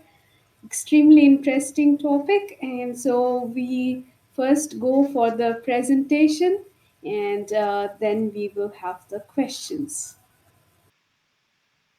Everyone. Today we will tell you something about surveillance and data protection on the internet and tools to support data protection competent behavior. First, we will start with data protection and security on the internet and give you a short overview by answering the questions below. Then we will present the laws on data transfer and security. And at the end, you will get a presentation of different tools to support data protection competent behavior. I start with the part about data protection and security on the internet. The term data protection can easily be misunderstood. It is not about protecting any data, for example, from unauthorized access or misuse, but it's specifically about protecting a person's privacy and his or her personal data. Personal data is defined in the GDPR as any information relating to an identified or identifiable natural person. An identifiable natural person is someone who can be identified directly or indirectly, in particular by reference to an identifier. This can be, for example, the name, occupation, or online ID, such as an email address, IP address, or location coordinates. But what exactly does surveillance on the internet mean? Tracking is the most common surveillance on the internet. A working definition by the World Wide Web Consortium says, tracking is the collection of data regarding a particular user's activity across multiple distinct contexts and the retention, use, or sharing of data derived from that activity outside the context in which it occurred. There are many different ways tracking can be happening. many different parties that can be involved, and many different purposes for doing so. You can, for example, be tracked by your own web browser, which monitors your browsing behavior to personalize web content recommendations, or you can be tracked by your search engine or an advertising technology company to target ads based on your past behavior on websites using cookies. With the advent of smartphones and Internet of Things devices, the possibilities for tracking have increased. You now might also be tracked by apps accessing the GPS system on your smartphone, or your conversations might be listened by a smart speaker in your living room. All this information can be used to build ever more detailed personal profiles about the users. Why data protection is necessary. Data security plays a key role in our society. Most of us, when we are online, we do not usually read the terms and conditions and simply click on the agree button over there. We unknowingly give away personal information. This is then collected, accessed, analyzed, and used for content services on social media and sometimes misused as well. In the digitalized world, we all end up storing information online. Every website that you visit on the internet is storing information about you in some form or other. The issue with protecting our personal privacy is that we, by nature, want to be friendly and accommodating.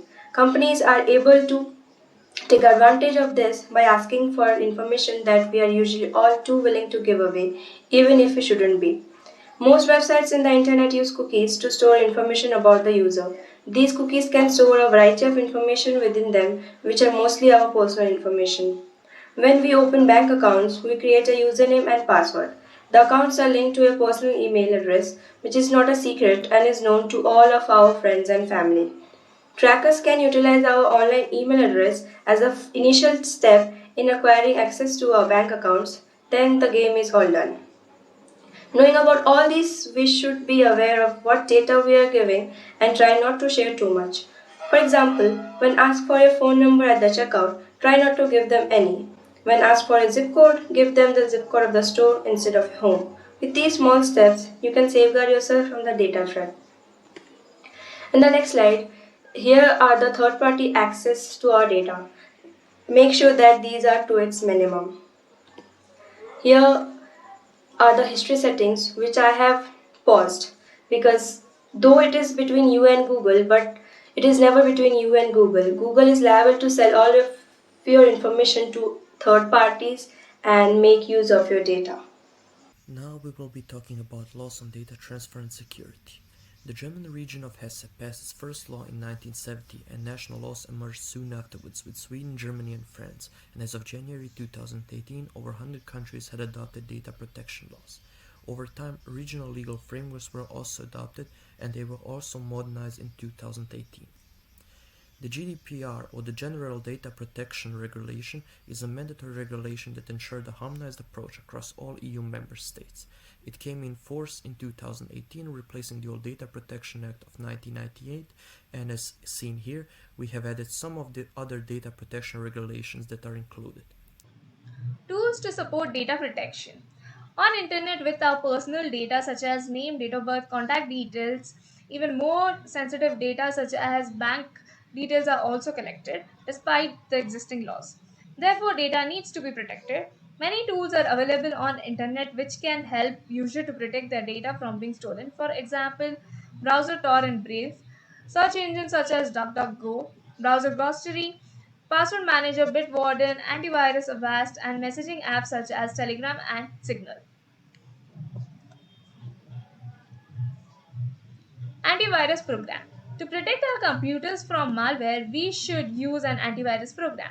Malware allows criminals to access or damage data on our computer without our knowledge. When choosing antivirus software, we need to decide whether to go for free or paid software.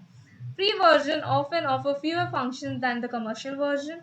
Therefore, it is worthwhile to make a precise decision while going for an antivirus. We can use Avast, which is a free antivirus. Other alternatives to that is we can use WebRoot, Bitdefender, AVG, and AVR. Password manager. Due to the number of online services that we use every day, The number of passwords that we need to remember has increased over time.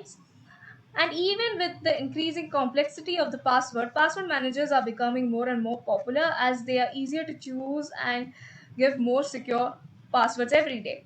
Therefore, when choosing a password manager, we should make sure that it meets certain requirements such as up to date encryption. It is generally not advisable to store personal passwords in the password manager of browsers as third party can quickly gain access to them there.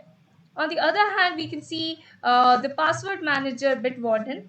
There are other alternatives to Bitwarden such as LogMeOnce, PassHub, NordPass, etc.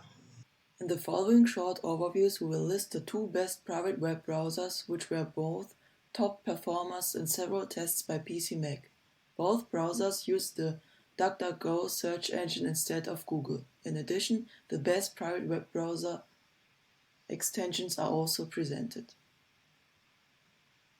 The first privacy web browser we will introduce is Tor. The advantages are Tor is easy to use and available for all devices. With Tor, user data is encrypted particularly well because, like an onion, it travels through numerous layers until the desired anonymity is achieved.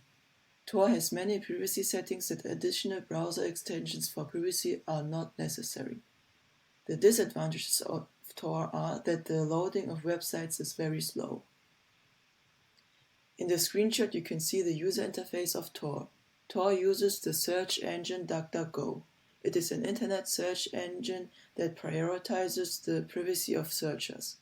As a user, you have the possibility to renew your identity in the internet at any time by clicking on New Identity. Furthermore, Tor has 3 security levels. You can change these at any time by clicking on the sign. Then this page opens. As the name suggests, the safest security level is the most secure, but has the most disadvantages when surfing. Let's move on with Brave.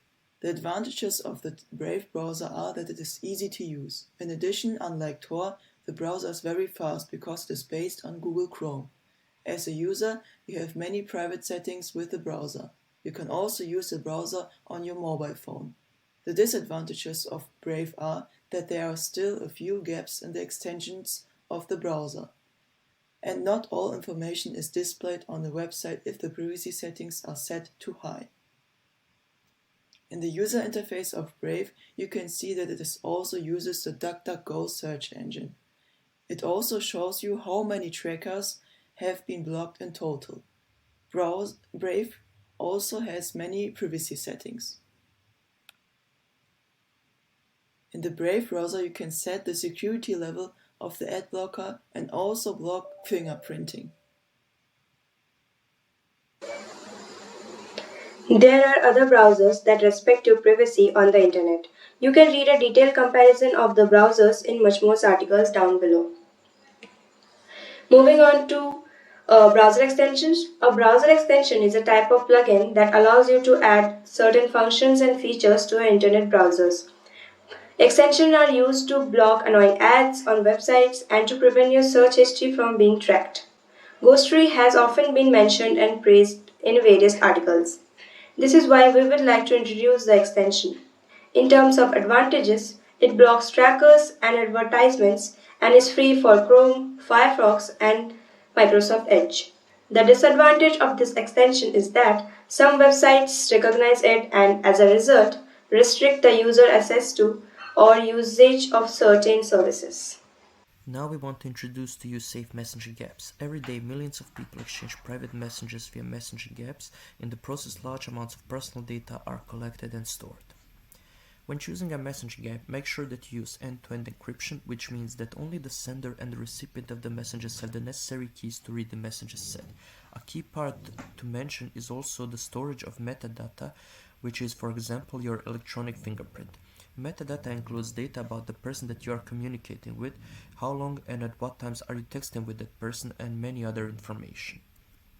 In a broad summary, you get to know what surveillance on the internet is all about. You learn what data protection on the internet means and which laws should protect you on the internet, and with which tools you can protect your privacy on the internet. Here we have added all the references that we use for our research, and if you are interested, you can use them yourself to learn something more.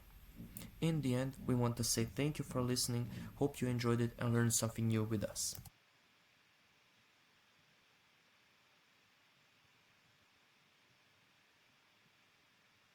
Thank you. I think that was a great presentation, a presentation I would say of great educational and instructional value, very, very informative.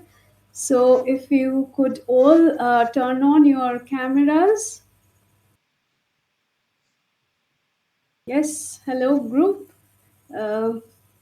So I can see Malika, Nelina, Jagruti, Benjamin, Anna. Great, great to see you all. So already I think there are very positive comments coming up on the public chat, and I am sure there will be more questions also here. Okay. Yes. Okay, so I think Malika has a message here that your group has a few questions. Yes? Okay, please go ahead. So,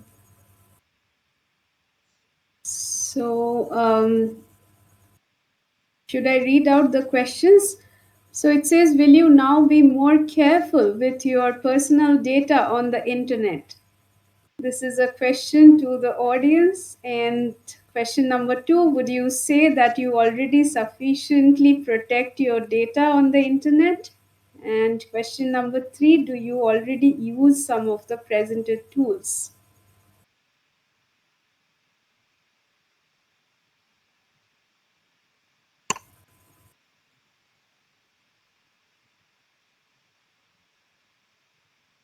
Anyone from the audience would like to respond? Anna, Benjamin, Jagruti, Malika, Melina, you can also add on anything here.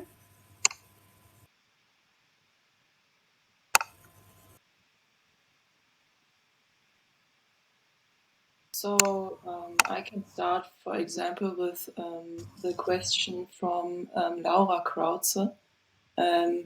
She asked, which one of the data protection programs or methods would you personally consider the safest? So I would personally say that Tor is the safest browser. We read also a lot of PC magazines, and they mentioned also that the Tor browser is the safest one because of this onion structure.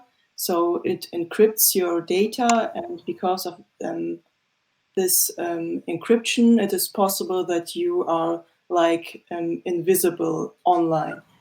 And the companies, they can't collect personal information about you, and yeah, it is very private for you as a user.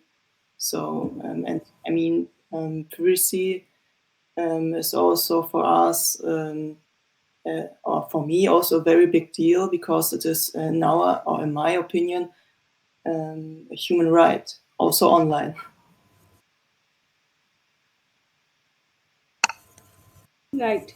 Would anybody, thank you, Anna, for answering. Would anybody want to answer any of the other questions put on the public chat here? So, for example, do you already use some of the presented tools? Do you know Tor, or do you know Brave? And do you have a lot of experience with that or not? Yes, just activate your microphone and speak. So I think it's a bit easier, because there are so many questions right now. I don't have an overview about it. Yes, I think we might not be able to address all the questions right now here. So, for example, Andrew answered in the chat that he is using Brave, and that yeah, he is recommending on this browser. So if you want, you can also say why, for example.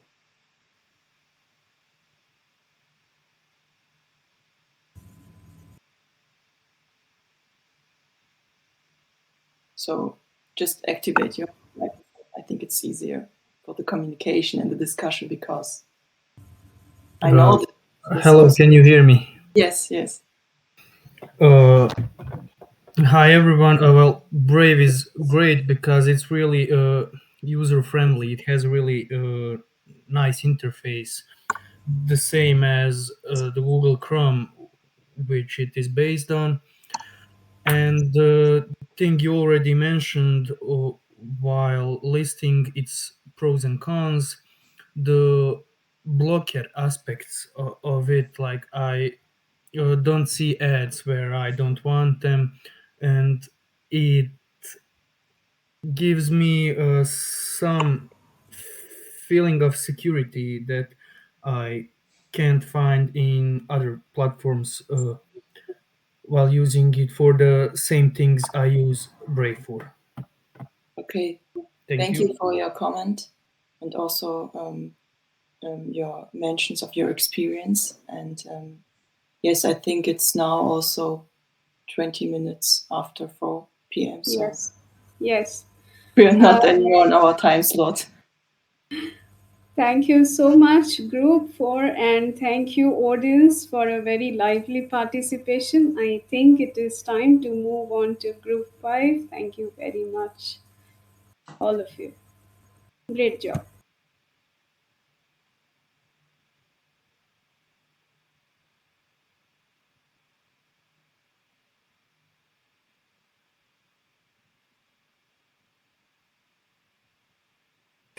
Yeah, I invite Emina to moderate or to introduce the group 5. Yes, just please wait a second to activate my camera. Yes, hello everyone again. Before watching and listening the video, first again, I want to congratulate to this group, which has been working collaboratively across borders and different time zones to explore the ways in which information literacy can be used to enhance research capacity. And this group consisted of 6 members, Jessica and Florian from Germany, Arab and Yanshi from India, Aman from Poland, and Anna Elena Banduka from Bosnia and Herzegovina.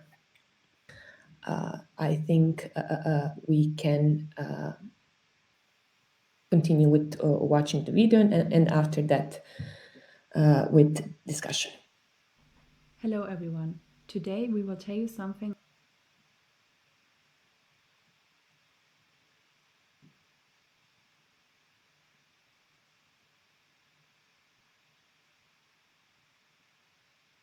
Pardon me, my mistake.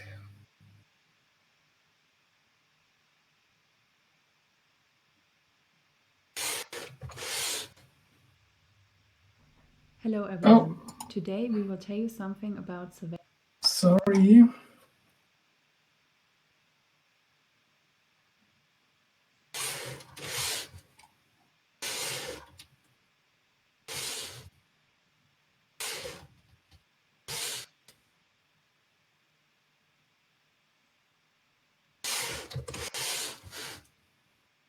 Unplanned, but yeah.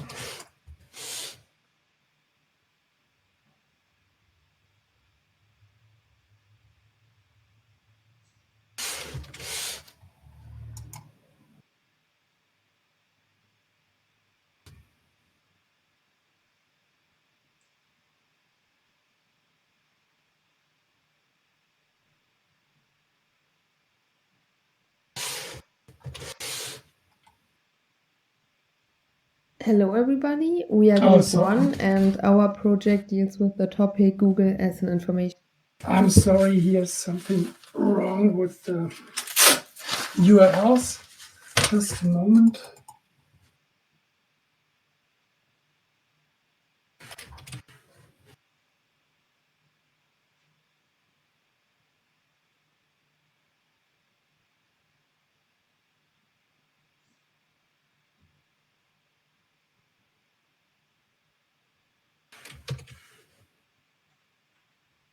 Hello everybody, we are Group 1 and our project deals with the topic Google as an information gatekeeper.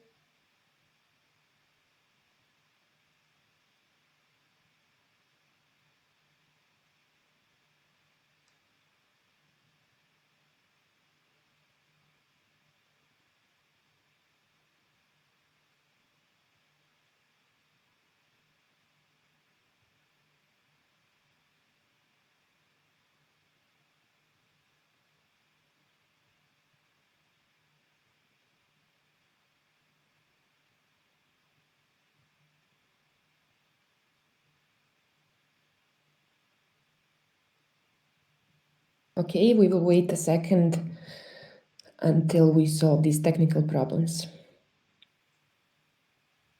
Hello everybody, we are Group 1 and our project deals with the topic Google as an information gatekeeper.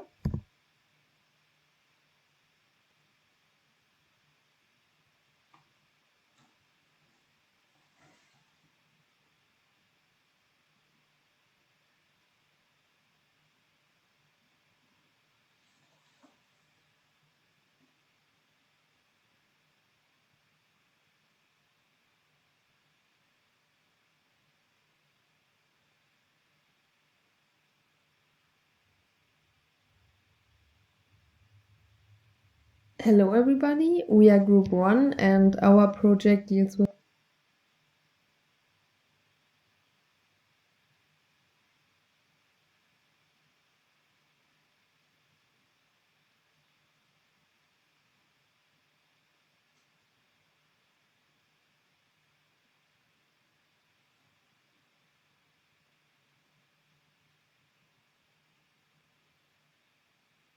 Greetings to everyone. Our topic. Finally, sorry, totally my mistake. We start now. For the presentation is building research capacity through information literacy. Our agenda for this presentation will be to go through the goal of our learning task, that how metacognitivity can be used in higher education to improvise the quality of our research work and build research capacity. Secondly, we'll proceed towards the procedure that led us to form a result from an intercultural perspective. Lastly, we are going to summarize our topic by sharing what tools are going to be helpful, how can one teach metacognition, how can one become metacognitive learner, and what methods should a teacher use. In this learning task, we want you to learn how information literacy programs at universities should be designed to improve the quality of research work, and especially how important metacognition is in this context. So, where do our results come from? How did we proceed? Here you can see a short overview. So basically our result, the information program design, is based on different case studies from the countries Kazakhstan, Poland, India, Serbia, and Germany. So about Serbia case study, that the specific recommendations based on this case, we can say that it is essential that new generations of researchers, lecturers, and students gain knowledge about all available information resources and the basic concept of the communication processes in science. Because of this part of education in Serbia is rarely presented, and it has to start from roots. It is really important to try to get it with the basics and then spread it across and nurture it more after. In a case study about information literacy of University of Belgrade in University Library, Svetozar Marković, the importance and imperative of librarians is put up and emphasized, and the regular meetings recommended in Serbian Academic Library Association. Work on familiarization with terminology and professional expressions is also one thing that is knowing that it has to be started from the roots, really, really important, and emphasize on this case study and this concept of Serbia case studies of information literacy and metaliteracy put up and based on metacognitive aspects. Top-down approach based on metacognition studies is needed for 4 learning areas: writing, reading, listening, and speaking. It is essential to help researchers learn what are the causes of current deficiencies in their work and how they can employ suggested changes. Teachers have a crucial role of motivating students to improve their metacognition. The question why regarding learning must always have a decent answer for students to assure a high level of motivation. In case of Kazakhstan, one study made in Karaganda Buketov University found out that Trello board could be used to learn metacognition in schools and universities. Another empirical study points out verbalization and note-taking as core components of metacognition studies. It was also made in Kazakhstan, however, there was no practical experiment, and note-taking was viewed as a big component to achieve better understanding of one's metacognition level. Another research points out that metacognition processes are often viewed as specialized skills by many students, but in fact, these skills are crucial to achieve higher academic results. Trello board and the metacognition processes enhancement practices should be used in Kazakhstan to achieve better levels of metacognition. In case of Poland, recommendations are shaped by the policy of Polish Education Ministry since late 20th century. Survey by Czerwinska in 1995 found out that students rarely mentioned teachers as the sources of learning strategies. This situation was being changed thanks to modern processes used in Polish education framework. However, some deficiencies were found during the pandemic.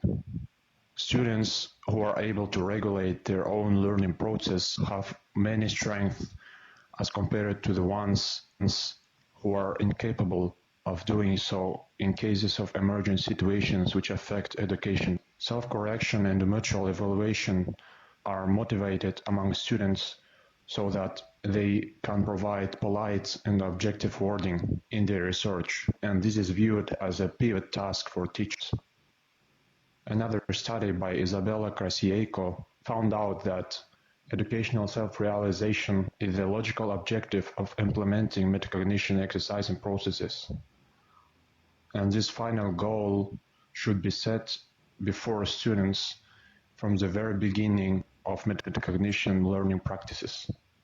Here are the results from Indian case studies. To increase metacognifiability, simply spreading information regarding the use of e-resources is not enough, but there are some methods and strategies that the learner can use. These are information search studies, anti-plagiarism tools, learn and thinking journals, self-directed learning, and reading strategies like previewing, underlining unfamiliar words, rereading different sentences, and recalling summary. In education, it's important that teachers alternate education regarding the use of information technology. Because metacognition and academic success correlate, it's important to integrate metacognitive skills into curricular components, and it's important for the universities to use a tool to assess the metacognifiability, because this can help adjusting metacognition teaching programs to make them more effective. So what about the results from the German case studies in relation to metacognition? The fact is that the information state is the result of an information process. And this information process is connected to processes of lifelong learning, which means that we should be able to connect learning and research techniques with personal, scientific, and professional goals. During learning, we need to be able to reflect on our learning behavior, in order to deal with heterogeneous dynamic information environments. These also included the openness to participatory learning in the context of social media. So as a conclusion, what we need is a responsible and competent handling of our own information and learning, as well as a critical handling of information technology to verify our information state and knowing about our content responsibility on social media. In terms of an information literacy program design with reference to metacognition, there are various exercises that are necessary to understand and enhance metacognitive abilities in a professional environment. As a metacognitive learner, some of the most important techniques to develop metacognitive thinking are a spirit of curiosity, the will behind learning the why of understanding things. To gain knowledge is another fundamental aspect which again corroborates to a sense of self-evaluation and critique. It lays a basic foundation for critical thinking. In addition to that, familiarization with terminologies will enable learners to be comfortable and used to metacognitive thinking. As a teacher trying to imbibe metacognition into students, external assessment of the level of metacognitive ability is a basic condition which will determine the type of program to be implemented. There should be hands-on practical methods to teach students not just the value but also to inform them about the fruits of circumstantial application of metacognition, which will teach them about the essential variation in choices and situations wherein composure and introspection are required. To enable such learning, methods such as workshops, gamification, collaborative learning, and imbuing metacognitive activities into regular courses is a must. Importance should be given to self-directed learning, information search studies, and teaching students the most reliable sources of information.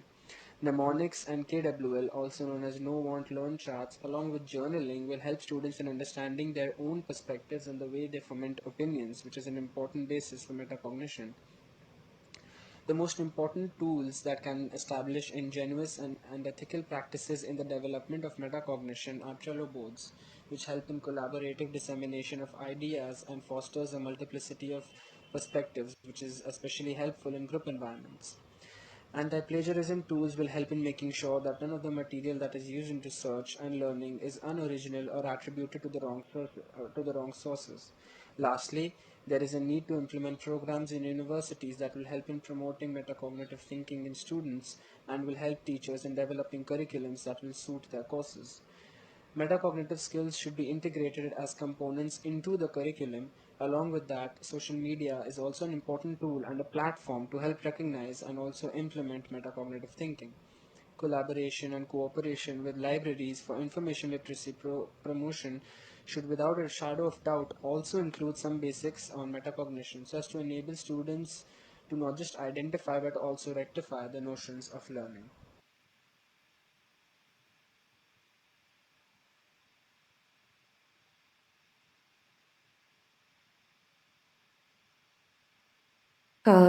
Thank you all for watching. Now, group members, please, I ask you to turn on your cameras. Aman is here, okay. Others?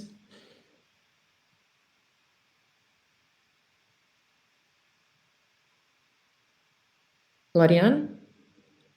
The rest of you?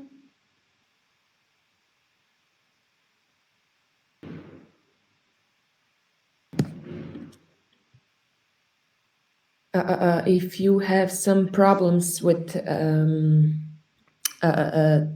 your cameras, it's fine. You can also answer in other way. Before we start with the questions in chat here, I would like to ask you first, do you want to start any discussion? Do you have any questions for us?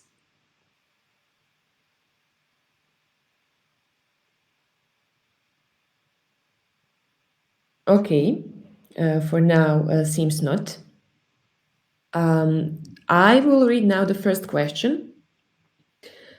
In your opinion, would you say that metacognitive skills could or should generally be taught to young school kids too? Or would you say that since kids aren't as self-aware as teens or adults and can focus as long, it wouldn't make sense at a young age? Or do you think it may be even improve the ability to concentrate for the kids? In my opinion, it definitely should be embedded in school curriculum because, well, logics itself is a very like clearly bordered science, which can be simply understood if given in a very neat way to children, so that they could further control their metacognition to understand how are they perceiving the new information they are getting throughout their life.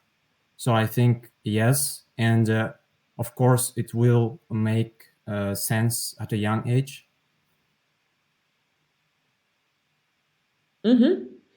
Yeah, Aman, thank you.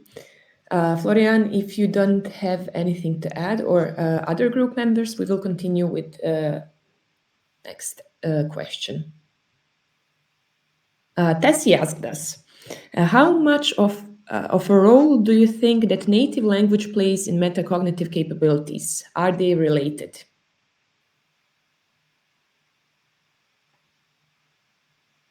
From the perspective of linguistics, for different languages, the build up of thoughts is really different.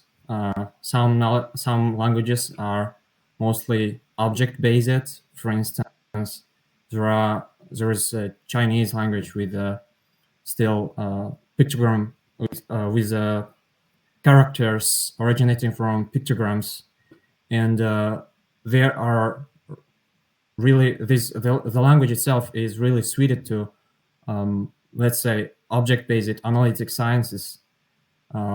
For instance, for other languages, for the native speakers of various languages, the perception of English could be really different. They will definitely face differing difficulties of English language. For instance, just for my example, I have mostly problems with prefixes. So let's say by, on, where, and when to put, and how correctly will they appear in my text is my barrier for advanced English, I think. Thank you, Aman, and thank you, Tessie, for this question, because I think that, Aman, you answered well, and also to answer this question in detail, we should definitely work collaboratively, interdisciplinary, because it covers different fields. Anna Elena, Florian, or someone else wants to continue? Okay, because we have more questions, so you still have a chance. Did any of the studies name a reason or a theory why information/media literacy is low in Serbia? So this is definitely a question for Anna Elena.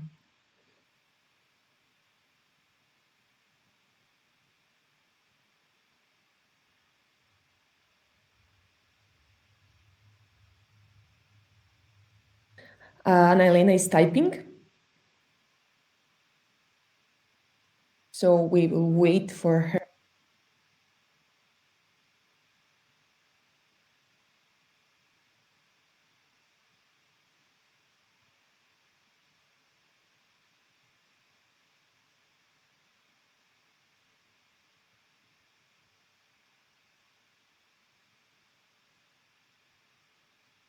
Emina, your mic is off.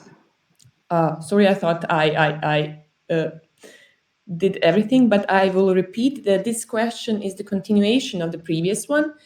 And do the measures for more information literacy differ in relation to how literate a group already is, or is the learning program more or less the same? So I think that's about these questions, and I think that our time is finished. So I suggest we finish now, so not to exceed the time slot, but you will get more concrete answer here in chat when Anna types it.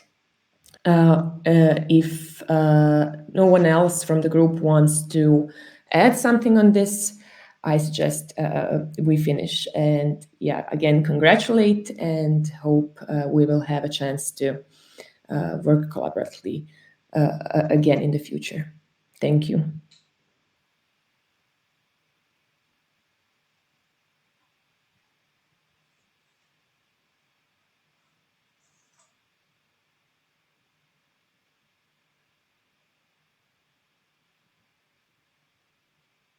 I invite Tessie to introduce the group. Hi, everyone. So the last presentation in this particular section, the presentation is on corporate misinformation and financial scandals. And the group consists of Michelle Thies and Sarah Afflerbach from Germany, Sonu Kumari and Nong Arkinong from India, and Ajla Gassi and Iman Zekjovic from Sarajevo. So I request Joachim to please play the video. Hello and welcome to our presentation about corporate misinformation and financial scandals. Today we want to talk about greenwashing and financial scandals and show you some case studies referring to this. We also interviewed Robin Banerjee. In the end, we will have some time for questions and a brief discussion with you. So the first time greenwashing appeared was in the 1980s, 1990s. It is a marketing strategy that refers to the inclusion of environmental awareness in marketing management. Greenwashing represents a phenomenon that includes poor environmental performance but a positive communication about it, so misinformation is spread. Moreover, greenwashing covers many different aspects. It is perceived, therefore, as a deliberate corporate action misleading consumers. Studies also have shown that consumers are more likely to choose a brand that they think will help the environment. So the fast fashion system is a combination of short manufacturing cycles and a rapid distribution of highly fashionable designs. So the strategy behind all this is focused on minimizing the buying cycle and lead times processes for the latest fashion trends by frequently updating the products. That's harmful for the environment because it's a waste of resources, and the chemicals used in the production cycle are also harmful. And for people, it's harmful because of the poor working condition, because workers are mostly exploited. Greenwashing is just one of many ways in which corporate misinformation can occur, but it will be the focus of the study due its relevance in fast fashion industry. The sources we mentioned provided and analyzed on greenwashing, including its development and sins in fast fashion industry, criticism of sustainable supply chain management and suggestions for improvement, and the examination of the real numbers behind corporate discourse, unethical practices, and unmet potential of ethical consumerism. The focus of these sources is on the impact and consequences of greenwashing in the fast fashion industry. Some common strategies used in greenwashing include vagueness, hidden trade-offs, irrelevance, and lesser of the two evils. These four strategies can be misleading to customers and create illusion about eco-friendly or sustainable product or service. Information. Therefore, we looked at a case study by Ian Teplin concerning the catastrophe in Bangladesh, where on April 24, 2013, an 8-story complex of clothing factories called Rana Plaza collapsed. The total number of deaths was 1,127 workers, and this was not the first incident of this sort. In his article, Teplin tackles the question of blame, so who should take accountability for that? Starting with the fundament, the fast fashion industry being literally fast.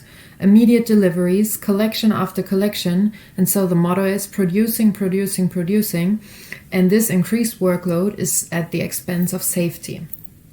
The result to the question of blame is that it is a structural problem involving governments, laws, Western corporations, and fast fashion consumers, enabled by the lack of transparencies also within the chain.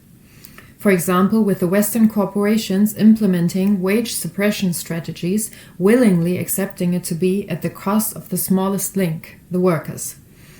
Taplin theorizes possibilities make the thieves, and if the system, for example, as a downside of globalization, it enables the bypassing of workers' rights, would not let that happen, it would not happen. As a whole, it is a chain reaction realized as a downward spiral, and every party enforces the other parties, so accountability lies within all of those parties. Jones says that greenwashing is a distraction strategy from the real issues, giving people glossed misinformation so that they do not start asking or looking for the real information.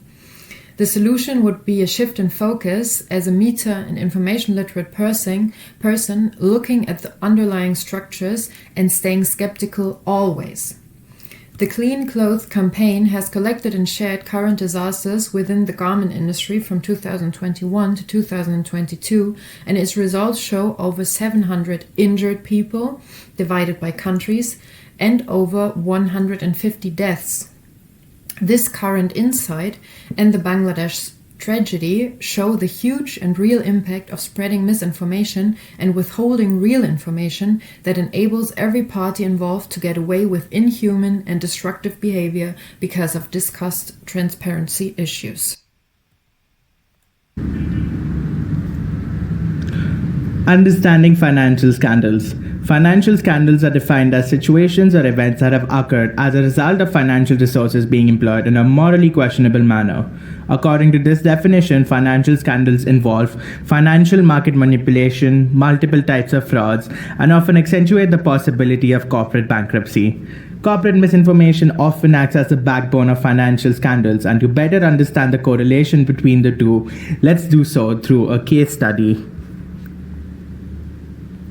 Understanding how corporate misinformation and lies led to the biggest financial scandal in recent times. The case study of FTX.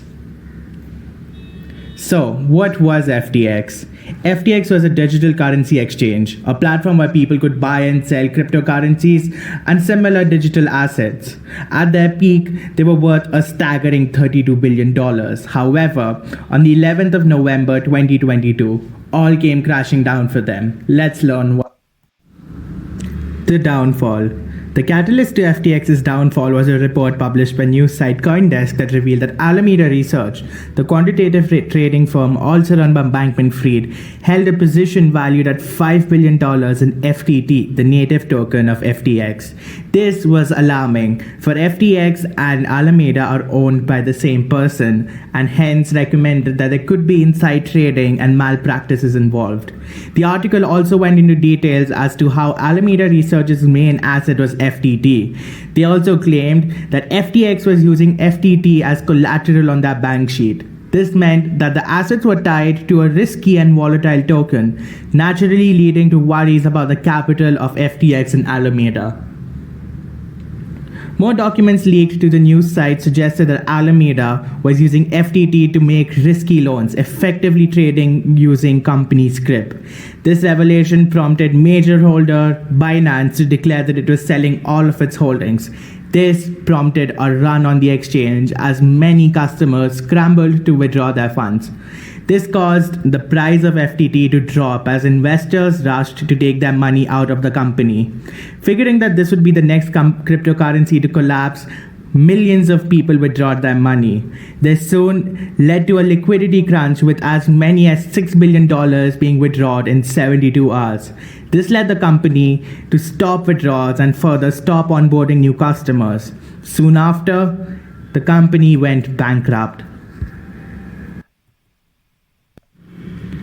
Now, let's learn the web of lies and misinformation behind the downfall of FTX. It all started in 2017 when Bankman-Fried lied to banks by saying that Alameda was a research organization so that they would allow him to open a bank account with them. Further, Alameda was always into malpractices. They would capitalize on the misinformation and lack of information of customers to upsell them cryptocurrencies that they bought at a much cheaper rate. On several occasions, Bankman-Fried claimed that Alameda Capital and FTX were not related. This, however, was false, as several CFTC reports prove that not only did Bankman-Fried run these accounts, but was also a signatory on both companies' account sheets. In 2022, it was also revealed by CFTC that Bankman-Fried, his parents, and employees at Alameda and FTX were using customer funds for personal benefits. This included real estate, luxury services, private jets, taking personal loans, and making political donations. As a last straw to his lies, Bankman-Fried also tweeted saying that FTX is fine and its assets are fine. This, of course, was a lie, as FTX prices plummeted hours after he made this tweet. As an admission of guilt, Bankman-Fried later went on to delete his tweet. Sam Bankman-Fried and his web of lies were the reason behind the downfall of FTX. This case study exemplifies the fact that corporate misinformation is often the backbone of a financial scandal. To learn more about corporate misinformation and financial scandals, we had a very insightful interview with Mr. Robin Banerjee. Mr. Banerjee is the president and CEO of Caprihans India and also the author of the book Corporate Frauds. Some of our key takeaways from this interview were: 1. It is advisable for companies to be honest and transparent with their customers to maintain a long-term relationship. Honesty builds trust and transparency reaffirms that trust. 2. Lying about the efficacy or ethics about one's products is of no use. Sooner or later, the truth will catch on. 3. Most scandals involve get-rich-quick schemes. Get-rich-quick schemes are a big red flag and are always indicators for false promises and financial malpractices. 4. As a rule of precaution, Mr. Banerjee recommends staying away from any scheme or institution that guarantees more than 15% returns per annum. During the interview, we also spoke of cryptocurrencies, blockchain, and Web 3.0. Some of our key takeaways were: 1. Cryptocurrencies are not real currencies since they're not widely accepted and are highly unstable. 2. Blockchain technology and Web 3.0 are useful tools and should not be defamed due to the ongoing crypto trends. Towards the end, we spoke of the impact of financial scandals on society. Our takeaways were that financial scandals are highly disruptive events that not only lose investors money, but also adversely affect society as a whole, as they lead to disruptions of industries, mass layoffs and unemployment, and overall degradation of a nation's economy. To end with this segment, we would like to end with a quote from Mr. Robin Banerjee. You can fool some people sometime, you can't fool all the people all the time. Sooner or later, the truth will come out. With this QR code, you can access the full interview with Mr. Robin Banerjee. These are our resources and our license, and we thank you for your attention.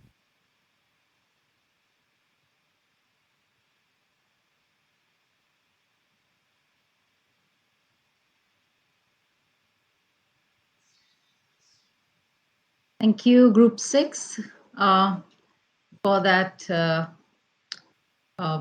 wonderful presentation. A lot of information that you have gathered, and relatively a wide topic, but you tried to tackle it from every aspect that the title put forward to you.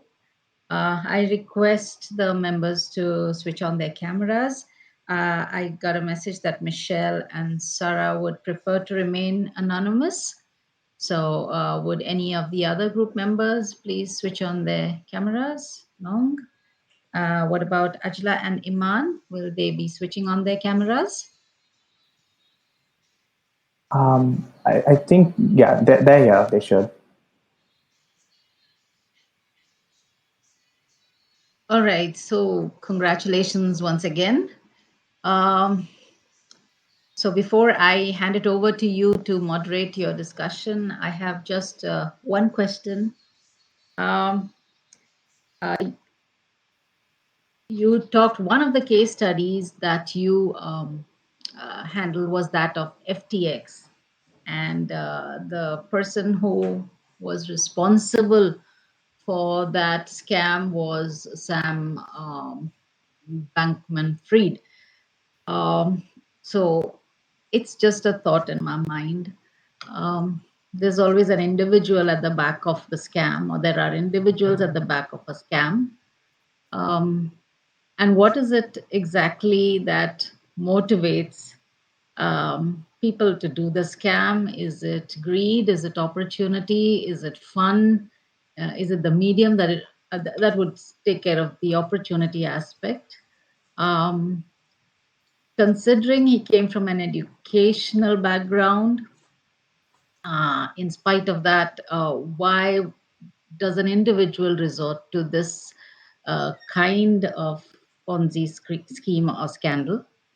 And a related question is, do you think AI can preempt and anticipate and foretell trends in human behavior? And is it safe to hand it over to AI to, identify people as having certain characteristics, and perhaps they need to be, perhaps categorized or watched or things like that? It's just a question in my mind. What are your thoughts on that? So first off, am I audible? Am I properly audible? So to answer the questions in sequence, the first question, of course, was what motivates a person to take part in such schemes. I first off would recommend everyone to watch our interview with Mr. Robin Banerjee. Him and I, we had a great conversation about this. And during our conversation, what we mutually agreed on was the fact that greed is almost always behind such scandals.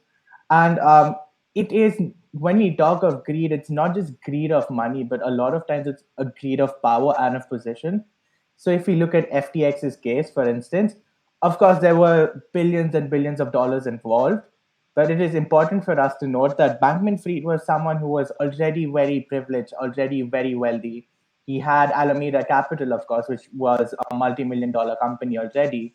He then went on to found FTX, which before reaching $32 billion was a rich company in itself because they had a lot of capital with them. I think what motivated him when we speak of greed, more than monetary greed, was the greed of position and the greed of power. I say so because before the collapse, FTX was in very tight competition with another company called Binance. We've mentioned in our presentation that Binance was one of the catalysts to their downfall because they led the run down on FTX. So for FTX to be in a position to compete with another company that's doing as well as they are, they had to resort to malpractices to maintain their position as the second largest exchange in the world. Due to this, they would fake transcripts, they would lie on balance sheets, they would sort of formulate this web of lies to secure their position as being the second largest company in the world. So, of course, I think the primary incentive is always monetary greed. But once you have that greed fulfilled, I think other greeds, such as, say, greed of power and greed of position, take over. And I think in Bankman-Fried's case, it was a very sophisticated mix of all three, because not only did he have to maintain their position, their finances, but also their a place in the industry as a whole. To come to the second question about AI, well, AI has been a very interesting topic for all of us, of course. Other projects also discuss this. And I personally am very excited to see what AI can do. If someone told me a year ago about ChatGPT and its capabilities, I would laugh at them. I would say that it's not true. But well, here we are. We have students writing their assignments with ChatGPT. We have ChatGPT answering questions Google would have a hard time answering, which is a very big thing for us, considering that Google has been this behemoth of information for 20 years. So we're seeing changes we're seeing progress in AI at a pace which I wouldn't have imagined. So I wouldn't say no to the possibility of AI being able to detect such scandals, because it's always a possibility. And as I said, a year ago, I couldn't have foreseen what ChatGPT is capable of today. But I think with when we talk about corporate misinformation and financial scandals, it is always going to be hard for a person to confirm and say with certainty that this is a scandal, because throughout our case studies, it's very complicated. And I think what AI lacks right now is the capacity to sit down for hours and hours on end and research about a single topic with hundreds of people with you. If we look at FTX, for instance, Coindesk had a team of more than 50 people participate in research, sit down, go through banks, go through their transcripts, go through a lot of things.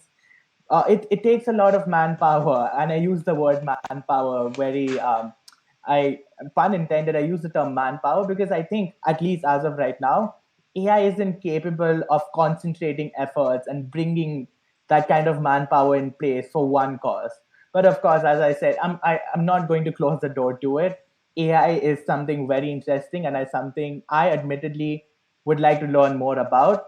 So in the near future, I think not. I think we would have to trust responsible sources, responsible journalists to uncover such scandals.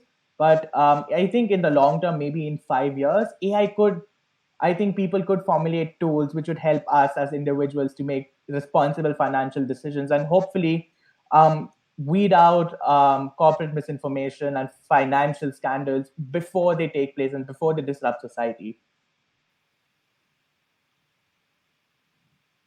Thank you, Nong, for that detailed reply to that question. Would you all like to take over the questions in the chat box? There were some questions you posed to the audience. So we have a question. Were there any recommendations from Mr. Banerjee in terms of the usage of cryptocurrency exchange? You could actually view the whole interview, but to answer your question,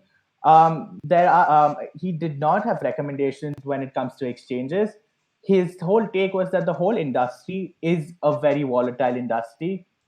We spoke of Binance, of course, which for the time being is the most trusted cryptocurrency exchange. And before the crash, FTX was also among the most trusted cryptocurrency exchanges. So his word of caution was that cryptocurrencies, as of right now, are not being dealt with responsibly. There, in the industry as a whole, there is so much going on. There's so much friction. There are so many malpractices that are taking place that he recommends that we stay away from cryptocurrencies as a financial institution as a whole.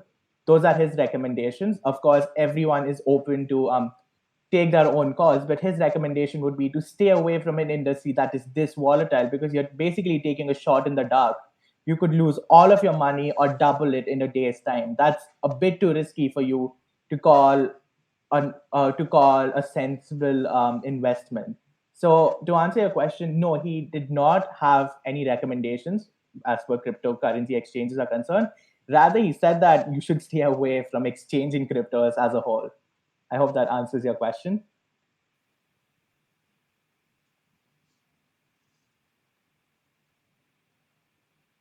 You want to take the last question by Aman? Yes, I think Michelle or Sarah would like to take those questions. I think they can access the microphones if they can.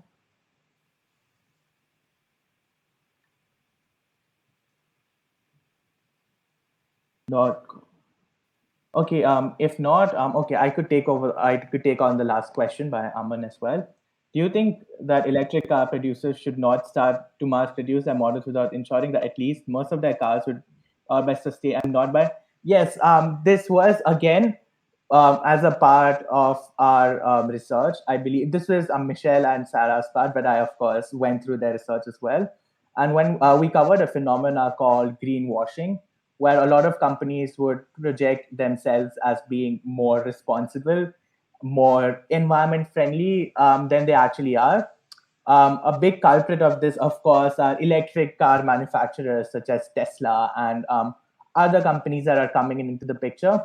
So to answer, to give you some context, a lot of, every electric car runs off of lithium batteries. mining lithium is a very oh, all right, yes. So coming back to the answer, most of the electric cars that are in the industry, to my knowledge at least, almost all of them run off of lithium batteries. Lithium is a very expensive resource. I mean, it's a very hard to mine resource, and it has led to a lot of catastrophes in Africa and other continents. So that's one thing. So we have a problem from the get-go itself, an ecological problem. Secondly, most nations in this world get their electricity supplied from, as he mentioned, coal and other sources of energy which are not renewable.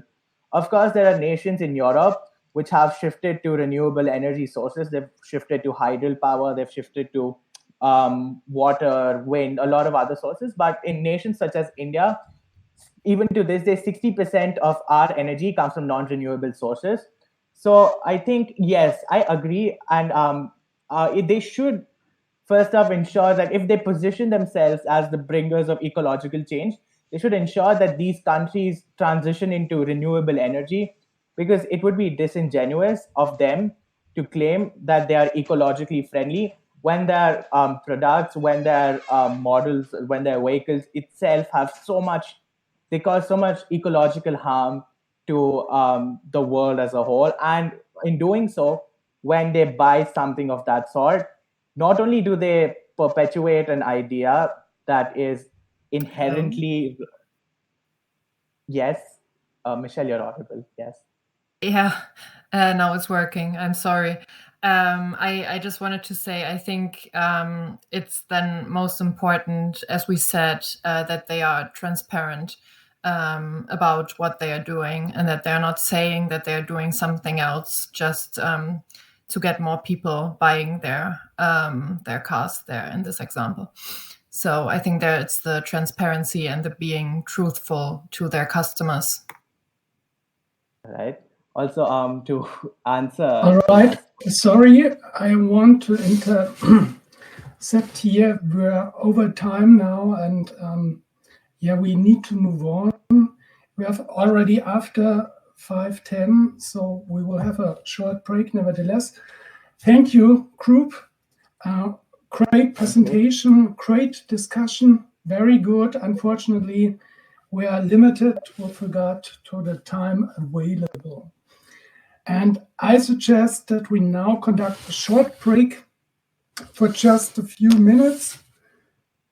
My watch says 17:12, maybe a 3-minute pause till 17:15, so that we stay overall within the time frame.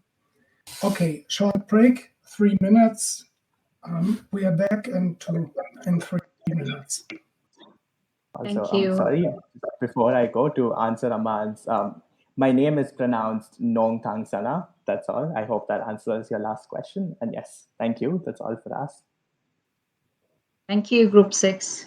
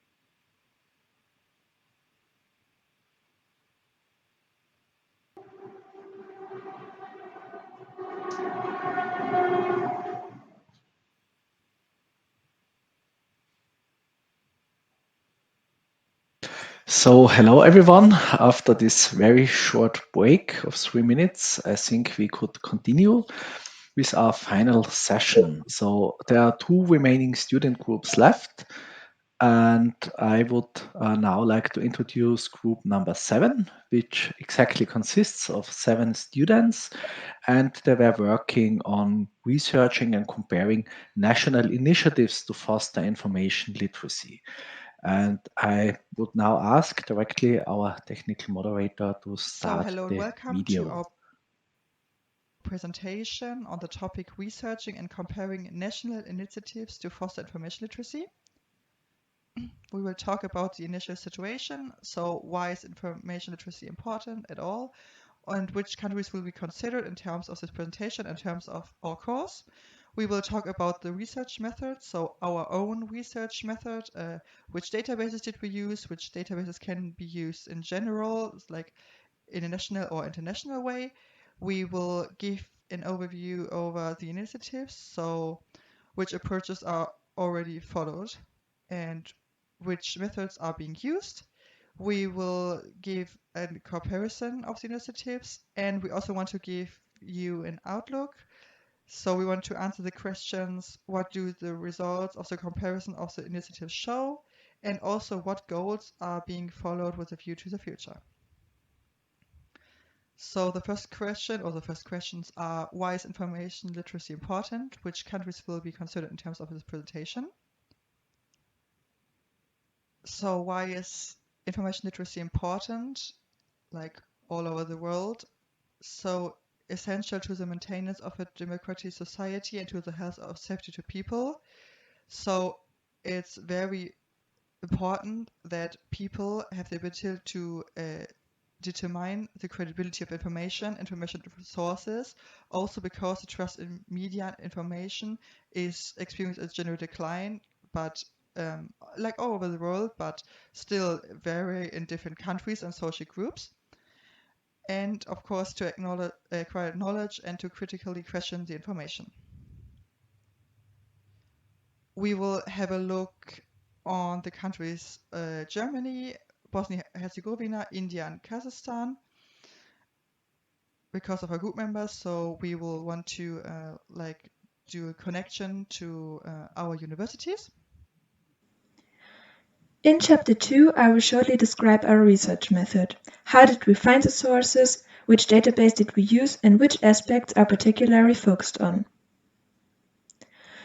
To find suitable resources on the topic, we used a systematic search, and for this purpose, we oriented ourselves to the topic and used the keywords shown here in this table.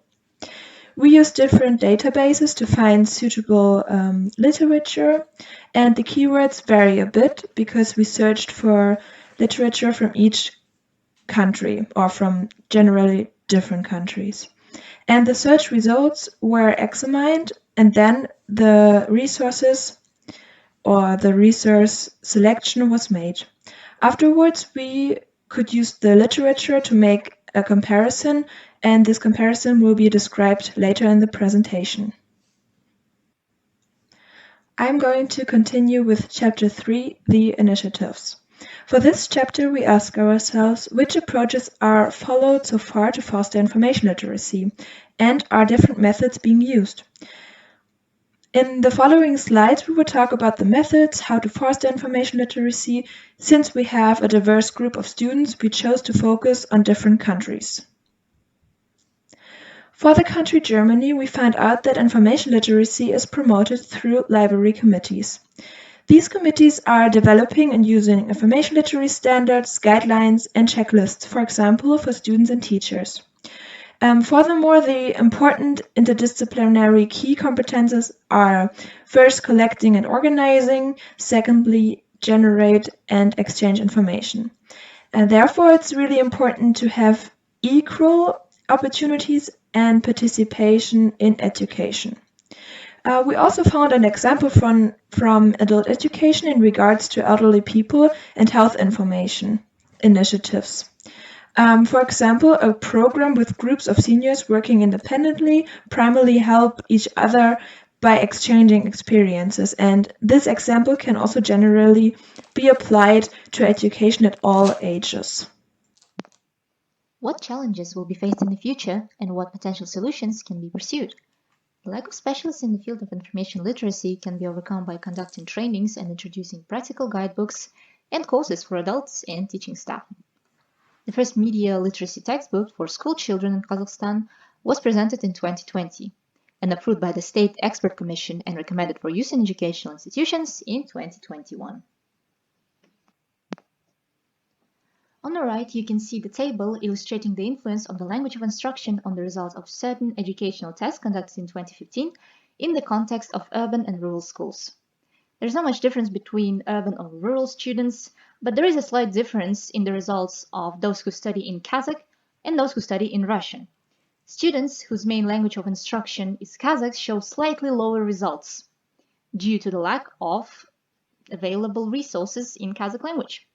So the language barrier and lack of reliable resources in languages other than English or Russian should be solved by translating and adapting learning materials to other languages.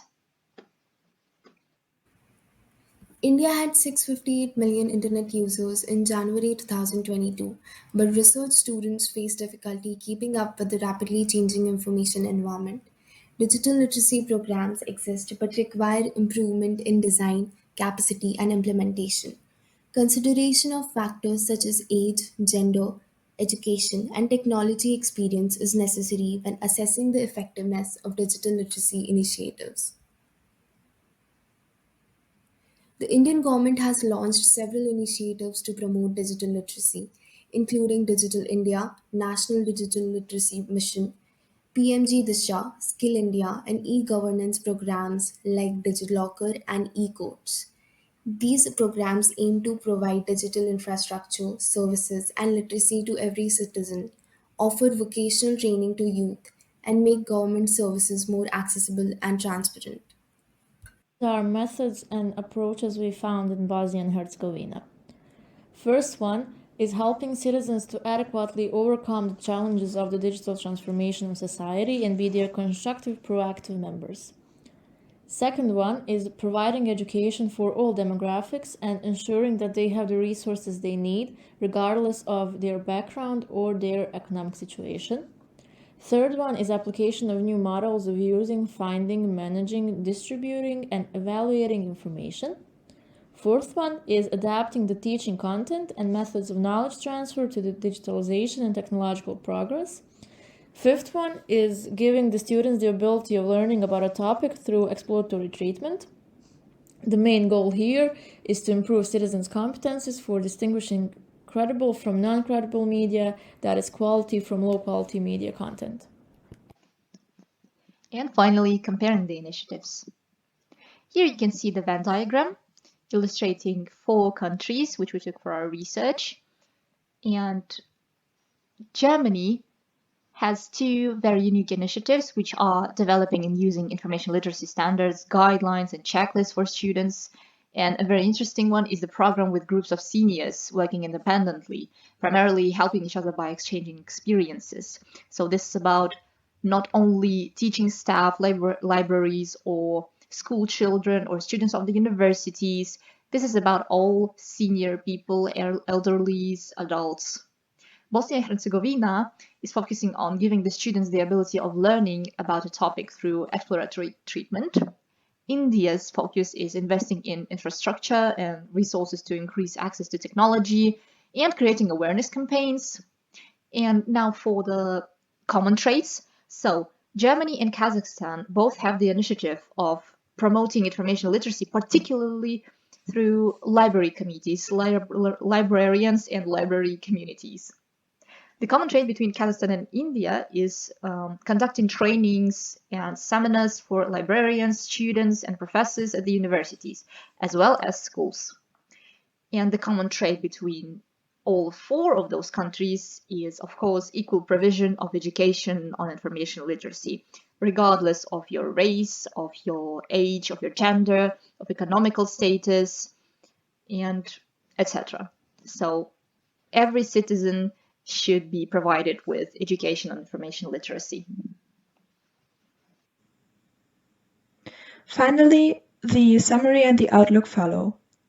We show you once again what the results of the comparison of the initiatives have shown and give you an outlook on future goals. So the comparison of the initiatives show that the approaches are similar in each country. Also, there are partial overlaps in the comparison of the countries. And each country values information literacy education. And that's why for the future it is necessary to create awareness of information literacy. It's important to have equality in education and create standards. And also the involvement in educational institutions relate to universities. Here's our literature that we used for our presentation. Thank you so much for your attention. Feel free to ask questions.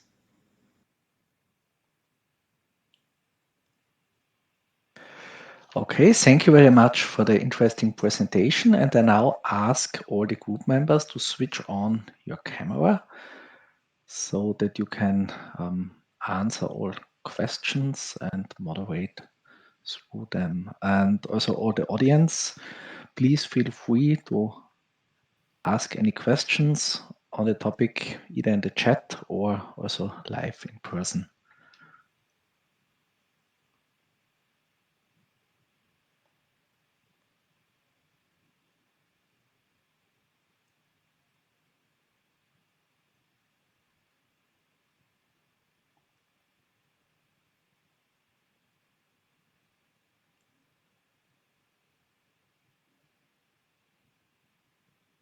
And we see already several participants typing in the chat.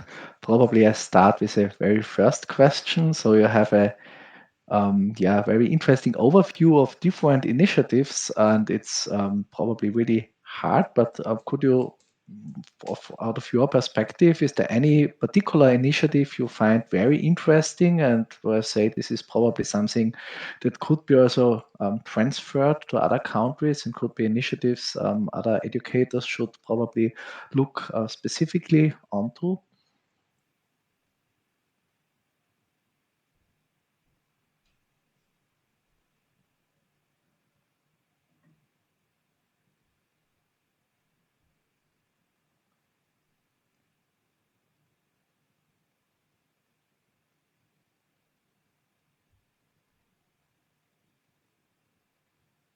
Vivian, we hear you. I see you speaking, but we can't hear you.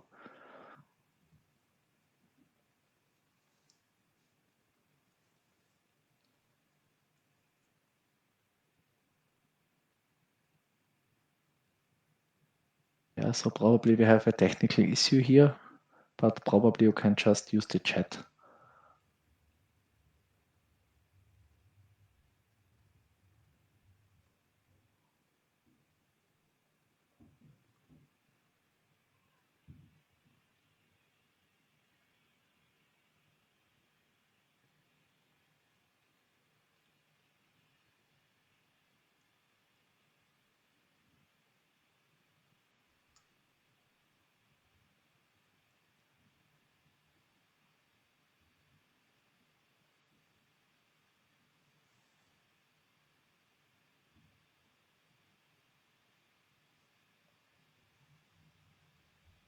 Yeah, good point. So that probably we can combine different initiatives.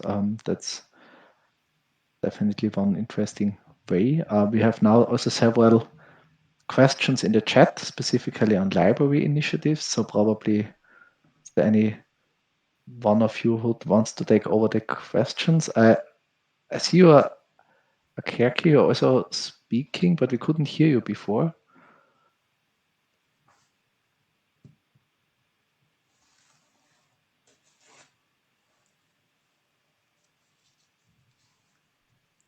That's a little bit of a pity that we now have this, but probably you also try to type.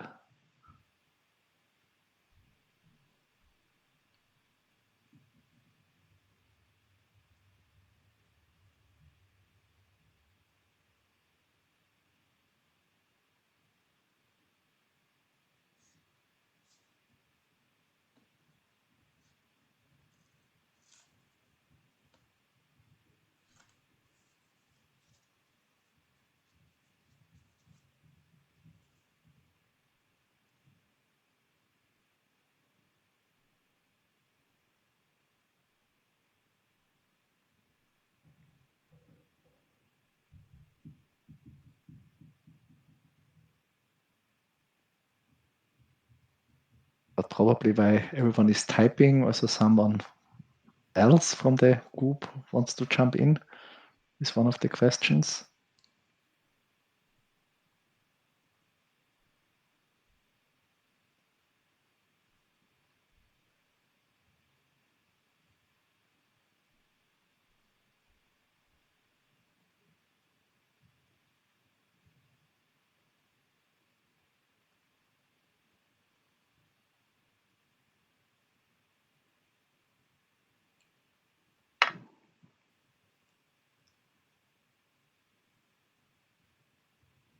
I am just curious. Can I ask a question?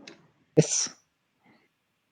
Yeah, I'm just curious about what is the trend in different countries as far as libraries are concerned.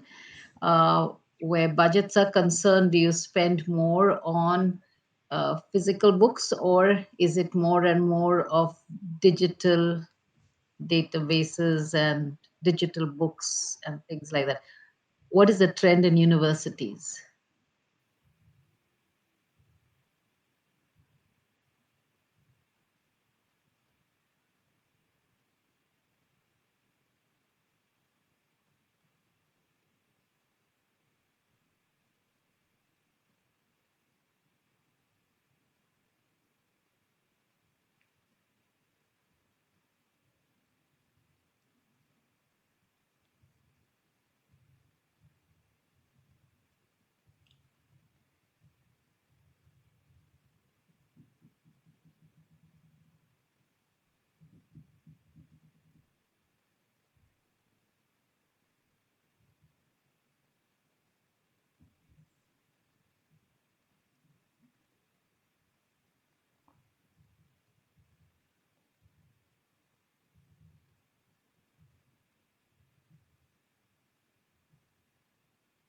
Thank you, Amina.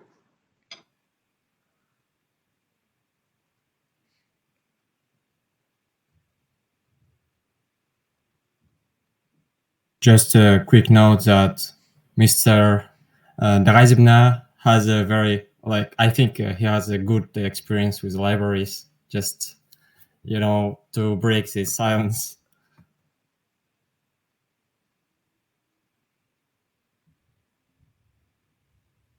Yeah, I think we have to wait here as most questions come here through the chat, but which is a bit of a unfortunate situation technically, but I think, we see that there's a lot coming, a lot of people are typing.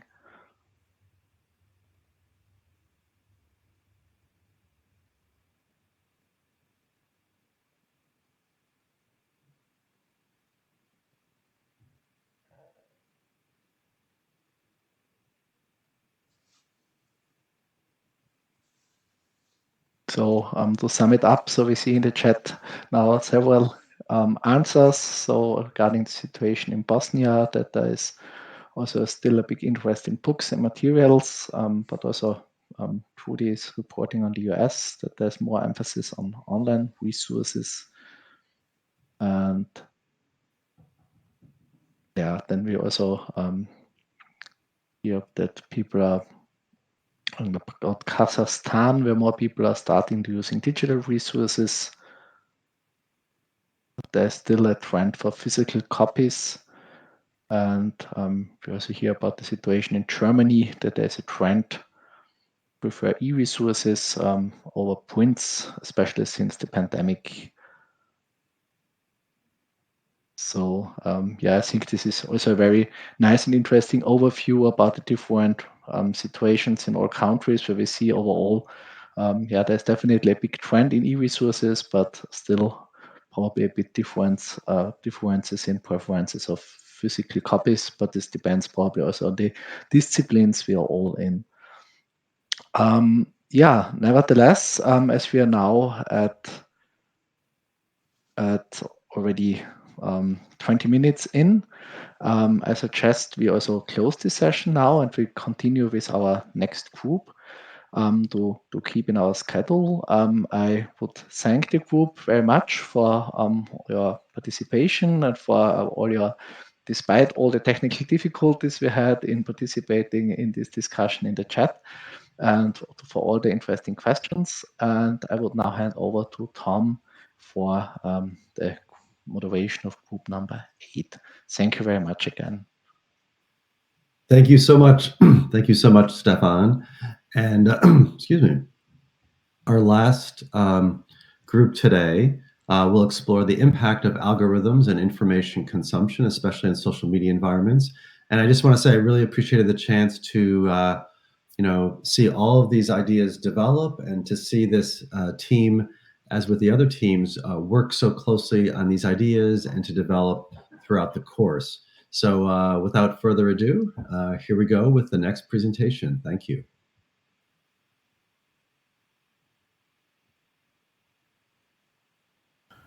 Hello everyone. In this presentation, we will talk about the impact of algorithms on information consumption, especially on social media. Before we begin, we must remind ourselves of what algorithms are. They are a process or sets of rules to be followed in calculations or other problem-solving operations. When we talk about algorithms, we often mean algorithms performed by machines and computers because the processes and sets of rules in the modern world can get too complicated for people to be understood, and they are performed by machines, mostly AI. We hope that you'll be able to see that people, users of social media, and their digital behavior are also part of the algorithms running the digital environment, and with that awareness make your digital habits better. While covering the theoretical ground, we also conducted a survey. The usage of social media to propagate false information has become quite common. They have become an important source of information, and as the usage of social networks increased, the abuse of the media to spread disinformation and misinformation also increased. The spread of misinformation is the result of a cognitive process by users. This is based on their assessment of the truth value of information. Acceptance of information is characterized by both as in the consistency and coherency of the message, by the credibility of the source, and by the general acceptability. Whenever people select, exchange, or discuss information or opinions, they are subject to effects to a greater or lesser extent, depending on individual personality traits. On this slide, we can see some of the prevalent biases, because social media are an environment with the constant presence of information. Those effects are more amplified than they were in the non-virtual environment. Shoshana Zuboff coined the term surveillance capitalism to showcase the current societal system created by the prevalent usage of social media and the internet by the people and unregulated practices and activities of technological corporations who mold our societies. Most of the internet, especially in social media, has their content regulated by algorithms which personalize every user digital experience, and that's where most problems start. Firstly, for the algorithm to know what will keep the attention of the user, it must have the user's data to be able to predict their moods, interests, and potential changes in behavior, and that way information consumption is strongly tied with the surveillance. Secondly, to keep the attention of users and to show them ads for profit, social media have a design tendency to induce addiction, which affects mental health negatively, and solely to provide content which will keep the users on their apps. Because the algorithm personalizes every user's experience, it's hard to make a general approach. So the best way to reduce the problems created by the algorithm is to try to help people raise the information literacy skills so they can actively try to consciously search for needed and desired content. Instead, the algorithms can and will radicalize users by showing them information and opinions with which they already agree or with which they strongly and emotionally disagree. Another problem is that algorithms don't function transparently, so nobody can be sure how exactly it works and what it will look like in the future. Algorithms used in various fields, including social media, have raised security concerns. Petrescu and Christian highlight algorithm bias, privacy compromise, and centralized power as among the issues. Biased algorithms based on historical data can lead to discriminatory outcomes. Algorithms can collect and process personal data, making them susceptible to theft and privacy violations. The use of algorithms can lead to centralized decision-making and the lack of transparency. Ethical and responsible algorithms that allow users to opt in, are transparent about data collection, are essential, according to Petrescu and Christian. Regulations and standards are needed to ensure the safety of algorithmic systems and user privacy. It is crucial to use algorithms responsibly to encourage fairness, privacy, and accountability. Social media algorithms should be developed ethically and with security as a key component. Technological companies have always been aware of the importance of data. If harvested and analyzed successfully, data can be greatly monetized. The data which is extracted becomes crucial for advertisement, as over 84% of Google's total revenue and 98% of Facebook's revenue depends on advertisements. Social media users are provided with free content if they consent to share their personal information. A survey conducted by us showing that only 24 out of 147 people completely read the terms and conditions. Hence, many unknowingly sign away certain rights. Big techs can go to extreme levels to collect data, such as Facebook paying teenagers to download data tracking apps, and Google acquiring Fitbit and getting access to the largest database of exercise, sleep, and activity data. To extensively get user data, the users need to be hooked to a social media, and here lies the importance of social media algorithms. The Cambridge Analytica scandal, which breached the personal data of over 87 million people, made people curious about the inner workings of algorithms, but they still remain shrouded in secrecy. Professor Stacy Cotter of Penn State University asserted that these companies are intentionally opaque and how the algorithms work to protect proprietary tech and prevent any backlash they may get for violating human rights. Companies such as Facebook, Google, Amazon, and Microsoft spend millions of dollars every year to cooperate lobbying by influencing the government's rules and regulations for the digital economy. Big techs harvest user data, including personal information. Their algorithms create a profile of each individual, which is used for targeting advertisements, including political ones. This algorithmic micro-targeting is not just a blatant violation of the right to privacy, but also freedom of thought and expression, as political parties and even third parties may influence one's political opinions. Political content exposed to the user may range from false information to extreme content. This could lead to polarization and hate speech being circulated at a rapid rate. Ad libraries contain data about ads, including who ordered them, what their content was, where they were distributed, and how they were moderated.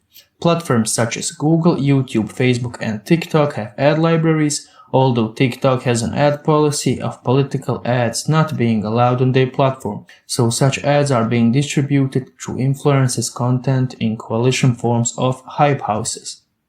With growing concerns about user privacy and rights on social media, countries around the world have begun investigating and framing policies. The General Data Protection Regulation was introduced by the European Union in 2016.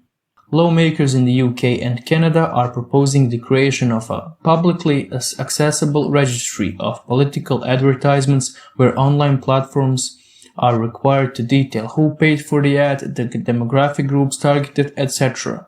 The USA has been reluctant to frame stringent policies due to principles in the First Amendment. We designed the questions to receive generally relevant information about the users. For example, the age groups are supposed to correspond with how young was the person when the social media environment was formed in the digital space and the country of living, because the algorithm considers data like that for its work. To receive information relevant to the information consumption and to receive the feelings and thought about being a part of surveilled digital environment. Most of the students who responded were born after the year of 1999, so social media can be considered a part of their childhood and growing up in a way that the internet without social media may seem strange to them. One interesting part is that not many question students use TikTok, 51 of 147. This was surprising for one part of the group since TikTok is considered the dominant social media. But since India banned TikTok and a large number of students, 57 to be exact, who answered the survey come from India, it's not that extraordinary. Another shocking thing we learned is that not many people know of the term echo chamber. Only 39 of 147 students confirmed they know its meaning, an environment in which a person only encounters beliefs and opinions which coincide with their own. So their existing views are reinforced and alternative ideas are not considered. This shows a need for a wider education of what the digital environment modeled by algorithms really is. Even though most students are aware of algorithms and data collection, 2/3 were aware of both before filling out the survey. This shows that awareness needs to be transformed into knowledge. One optimistic result is that even though most students don't read the terms and conditions, there is a strong but small percentage, 36% to be exact, of those who research important parts about the terms and conditions. 80% of respondents from Bosnia and Herzegovina and 71% of respondents from Poland believe that they could not escape political advertisements during elections. On the other hand, in India, only 30% of people believed so. This difference may be because of the different age demographic, as response from India were younger than response from other countries we surveyed. The question about government regulation became crucial to our survey, as here the majority of respondents, 75.5%, want the government to step up against the tech companies by creating social media regulations to protect the privacy of its citizens. A look at the stats on the time spent on social media indicate to the addictive nature of these platforms, which is facilitated by algorithms that aim at having the user scrolling, liking, and commenting for maximum duration. Another interesting thing is that more than half of students responded with answers always and often, confirming a large number of suggested for you content. This is important because that content isn't provided by pages and people that users decided to follow, but content which is provided them by the algorithm's prediction of users' interests. This shows that content is more based on the algorithm's predictions and less based on people's conscious choices of choosing who and what to follow. On this slide, you can see the sources we used. In conclusion, most people go through social media and travel the digital environment aware that some things are off, but they yet have to learn how much it affects their lives. During the presentation, we talked about different aspects which form the digital environment, how and why content, which consists of information regardless of it being true or not, gets to the user. We hope it is helpful to you in understanding the topic enough for the future learning about it, and maneuvering the digital environment to help you in your quest for knowledge and recreation.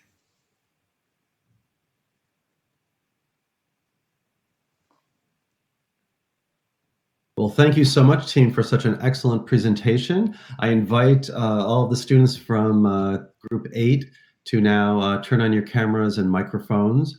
And we'll take a few minutes for questions. We do have, we're a little bit at time, but I think we should definitely take some time for your team to answer some questions. So if you could just turn on your cameras and microphones, and we can get those questions started. Looks like we do have a few questions already in the chat. So while everyone's doing that, let's see here. Sorry, I'm trying to turn on my camera, but looks like I didn't manage to fix it. So hey, Luca. I will be with my microphone on. Okay, sounds good. And Luca, would you like to moderate, sort of taking some of the questions? Or is someone else from your team would like to moderate and kind of respond to the questions? Well, I can read the questions and then answer whoever wants from my group for them. Sounds good. Sounds good. So the first question is from Aman Suleiman. To what extent is the big tech is able and willing to mitigate the effects of schism resulting from the echo chamber effect in the metaverse deriving from the studies you have used in your research? Great question. Team? Yeah, if nobody can answer, then I can try to answer, because I am coming from from Subov's book, Surveillance Capitalism, and from some aspects that Lakshmi and Nandini mentioned in their parts regarding the political aspects. And yeah, it's always something like a tug of war. Like the technological companies are trying to show that they're willing to fix some of the options, some of the effects of all the algorithms, but it's really hard to believe in their spremnost. Forgot English word. Their willingness to fix the issue, because they receive profit from the issue. That's based on profiting from other advertisements that are coming from the surveillance aspect. So it's kind of always a tug of war between the technological corporations and other aspects. Because if the state wants to fix something and their corporations, they can always move their location to another state, which will let them behave like they want to. And also, if some of the states, like the European Union, asks a change on the policies and the business model, they can change the business model solely on that area and not change any aspect on any other area. So it's kind of a difficult question to answer precisely. But I hope I made clear some of the possibilities regarding that part of the topic. And also from Carolina Jumbo, thank you for your presentation. You talked about many negative aspects based on the impact of algorithms. Could there be any limitations by law next to data protection or banning some network in some countries to gain more transparency? Would someone else like to try that one? Yes, am I audible? Yes, yes. Hello everyone, I'm Ainur. Thank you, Carolina, for the question. Yes, sure, countries are empowered to do such things. An example of that, well, maybe it would be better if my colleagues from India answered this question, since an example can be given in TikTok, because there is no TikTok in India, and that's a perfect example how countries can operate and find their way to put some limitations. Also, in the video you just seen, we've been talking about similar things happening in the United States of America and the European Union, because everyone is trying to find their own ways to get to do something in a situation with big techs rising in power, and a state like that needs to find a modus operandi to do by it. Thank you.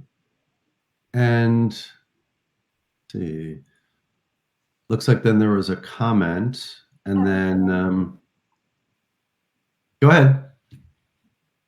I'm Nandini from India, and I would like to add something of Ainur's point. As he said, since like TikTok is banned in India, so since India has a mixed economy, I guess it's much more easier for government to come up with rules and regulation than suppose in US, where because of the First Amendment Act, it is becoming difficult.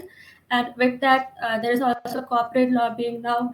when we see the case of one of the best example of government acting on these companies to have more to respect more privacy of its consumer is in Europe. EU came up with general data protection regulation, which but even if we see that these companies, especially Google, they spend 8 million euros corporate lobbying against it.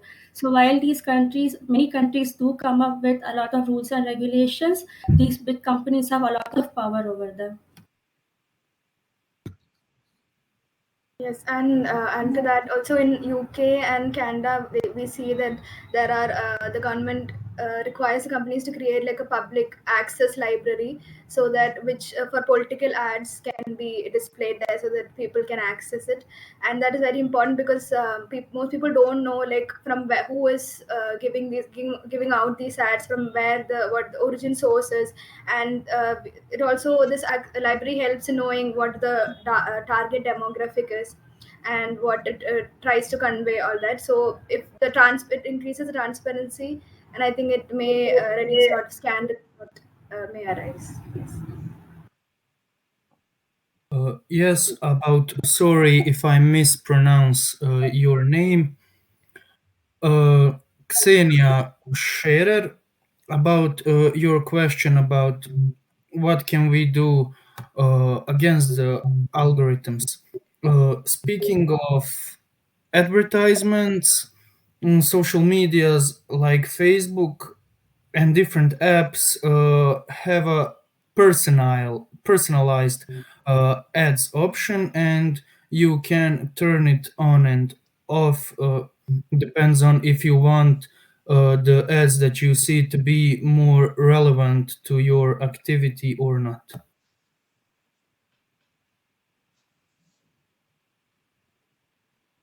Yes, and other than the state, what as we people citizens can do is to be to be aware of information literacy, and to be aware of to check whether information is true or false. That's the whole thing of the course we are doing. I think that is the best thing we can do from our side, because governments again there may be some limitations to what they are doing. So I think we have to be more aware information literacy way, so that.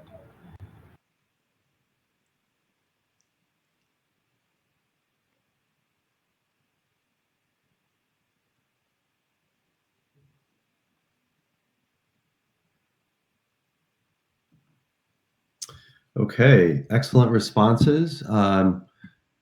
Do we have time for one more question, or are we closing? Joachim? Yeah, we are closing, but we have time for one more question, I guess. So one last question, students. There were several good ones in there, but why don't you pick one more and respond, and then we'll close the conference.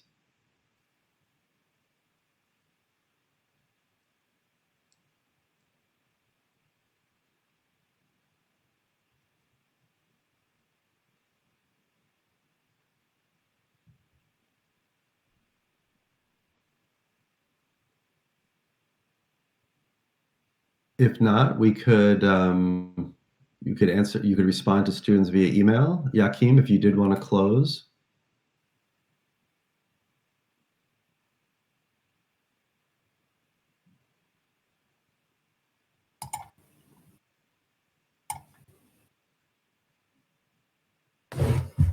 Yeah, I guess we close, and we all close, and everyone who's in the mood can activate his or her camera.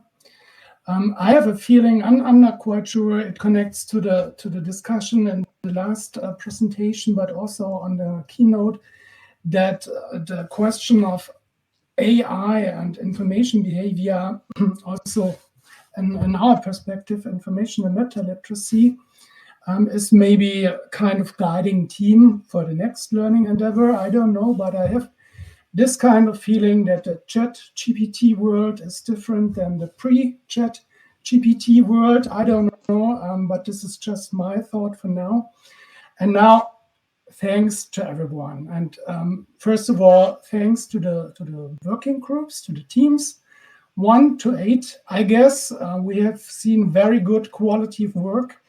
We have experienced interesting discussions, and yeah, my big compliment also to the great sense of with regard to discipline of time. We have had 8 presentations and a keynote, and we have accomplished all in roughly 4 hours. This is the most dense conference I ever have been, and I guess it was very worthwhile. So students, thank you very much. We have learned a lot, or at least I have learned a lot from you, many things I wasn't aware of in this way before the conference. And we hope that you have had an interesting, very interesting and comforting intercultural learning experience. We will also thank to the audience who have visited us here to experience the knowledge the students have created. And we also thank, especially give a special thanks to the Hildesheim students, because they did, I'm not sure how to pronounce it, bear a lot of the work, or conducted a lot of the work that was involved concerning the organization of the conference. That were pre-conference activities like marketing, for example, or during the conference, concerning these slides that we have seen all of the time that provided us or guided us through the conference. Telegram help group, I don't know if anyone used it, and also the post-conference group who will create a report and things like that. So many thanks to all of you. Many thanks also to the colleagues. I guess we are also a kind of intercultural group, and we learn in a steady way, and we hope that this is the same for the students too. That are my final words. I invite all the instructors to also provide final words. Maybe Tessie, you would like to start? Yeah, like Joachim said before, this is the third experience, but every time one just realizes how much more there is to learn. So looking forward to even more interesting, collaborations in the future, and wonderful experience being with all of you. Thank you so much for this.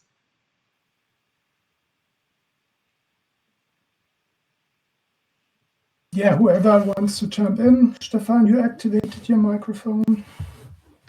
Yes, also it was a great experience. It's always very nice to see when this group start in the beginning, starting with the research journey from the very starting point, and then at the end, how far they come in this very short period of time, actually. And today we again saw really great presentations that were developed in just a few weeks. So also again, congratulations a lot to all the students, and it was really a pleasure again to work with you and to discuss today with you in this presentation. I'll just jump in as well and say thank you so much. We're so thrilled to be a part of this. I agree. It's just so impressive and inspiring what the students have done in such a short period of time. This is just an intellectually engaging experience and conference, and really shows all the great work you've done. I've just been thrilled to be a part of it. Thank you so much. And I love the idea of AI as the next theme. So looking forward to that. I think that we should be starting a trend here, seeing all the learning that has been going on, and with the intercultural experience, it makes me wonder why more isn't done this way. I think it's fabulous, and your wonderful work shows that. Okay, so I would of course just reiterate everyone here. Yes, wonderful experience, great learning experience as well. And congratulations to all groups for this amazing work. Yes, really, in this short time, such amazing work, and looking forward to such interesting collaborations, of course, in the future. Thank you so much.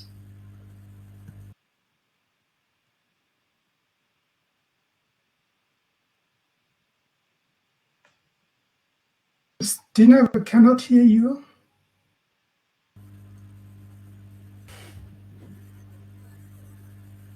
Justina, you are not audible.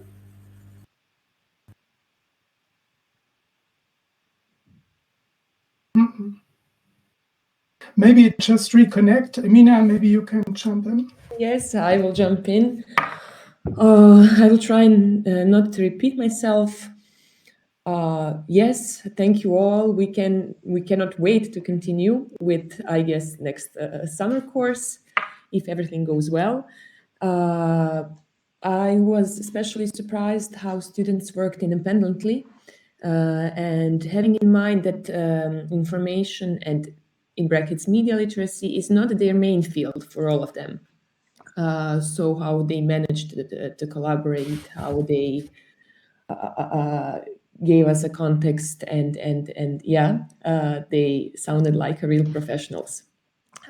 So I think that in the end was our goal, and we succeeded, and we should all be proud of them and on this whole community we gathered, and we are still developing, and we will continue to develop. So thank you, and hope to hear and maybe see soon some of you. Can you hear me now? Okay, great. So just wanted to say it was the first experience for UITM and myself, and I really hope that I will have a chance to take part in this project one more time. Thank you very much to all groups. It was really interesting for myself, it was, yes, it was a very long conference, but the time flies here because it was so interesting to see all the products or artifacts as well as all your discussions. So thank you very much, and really hope that I will have a chance to be part of this project in the future as well. All right, thank you everyone. Thank you students. Be invited to activate camera and do this. I always do this at the end. All right, hope to see you in the future. Bye.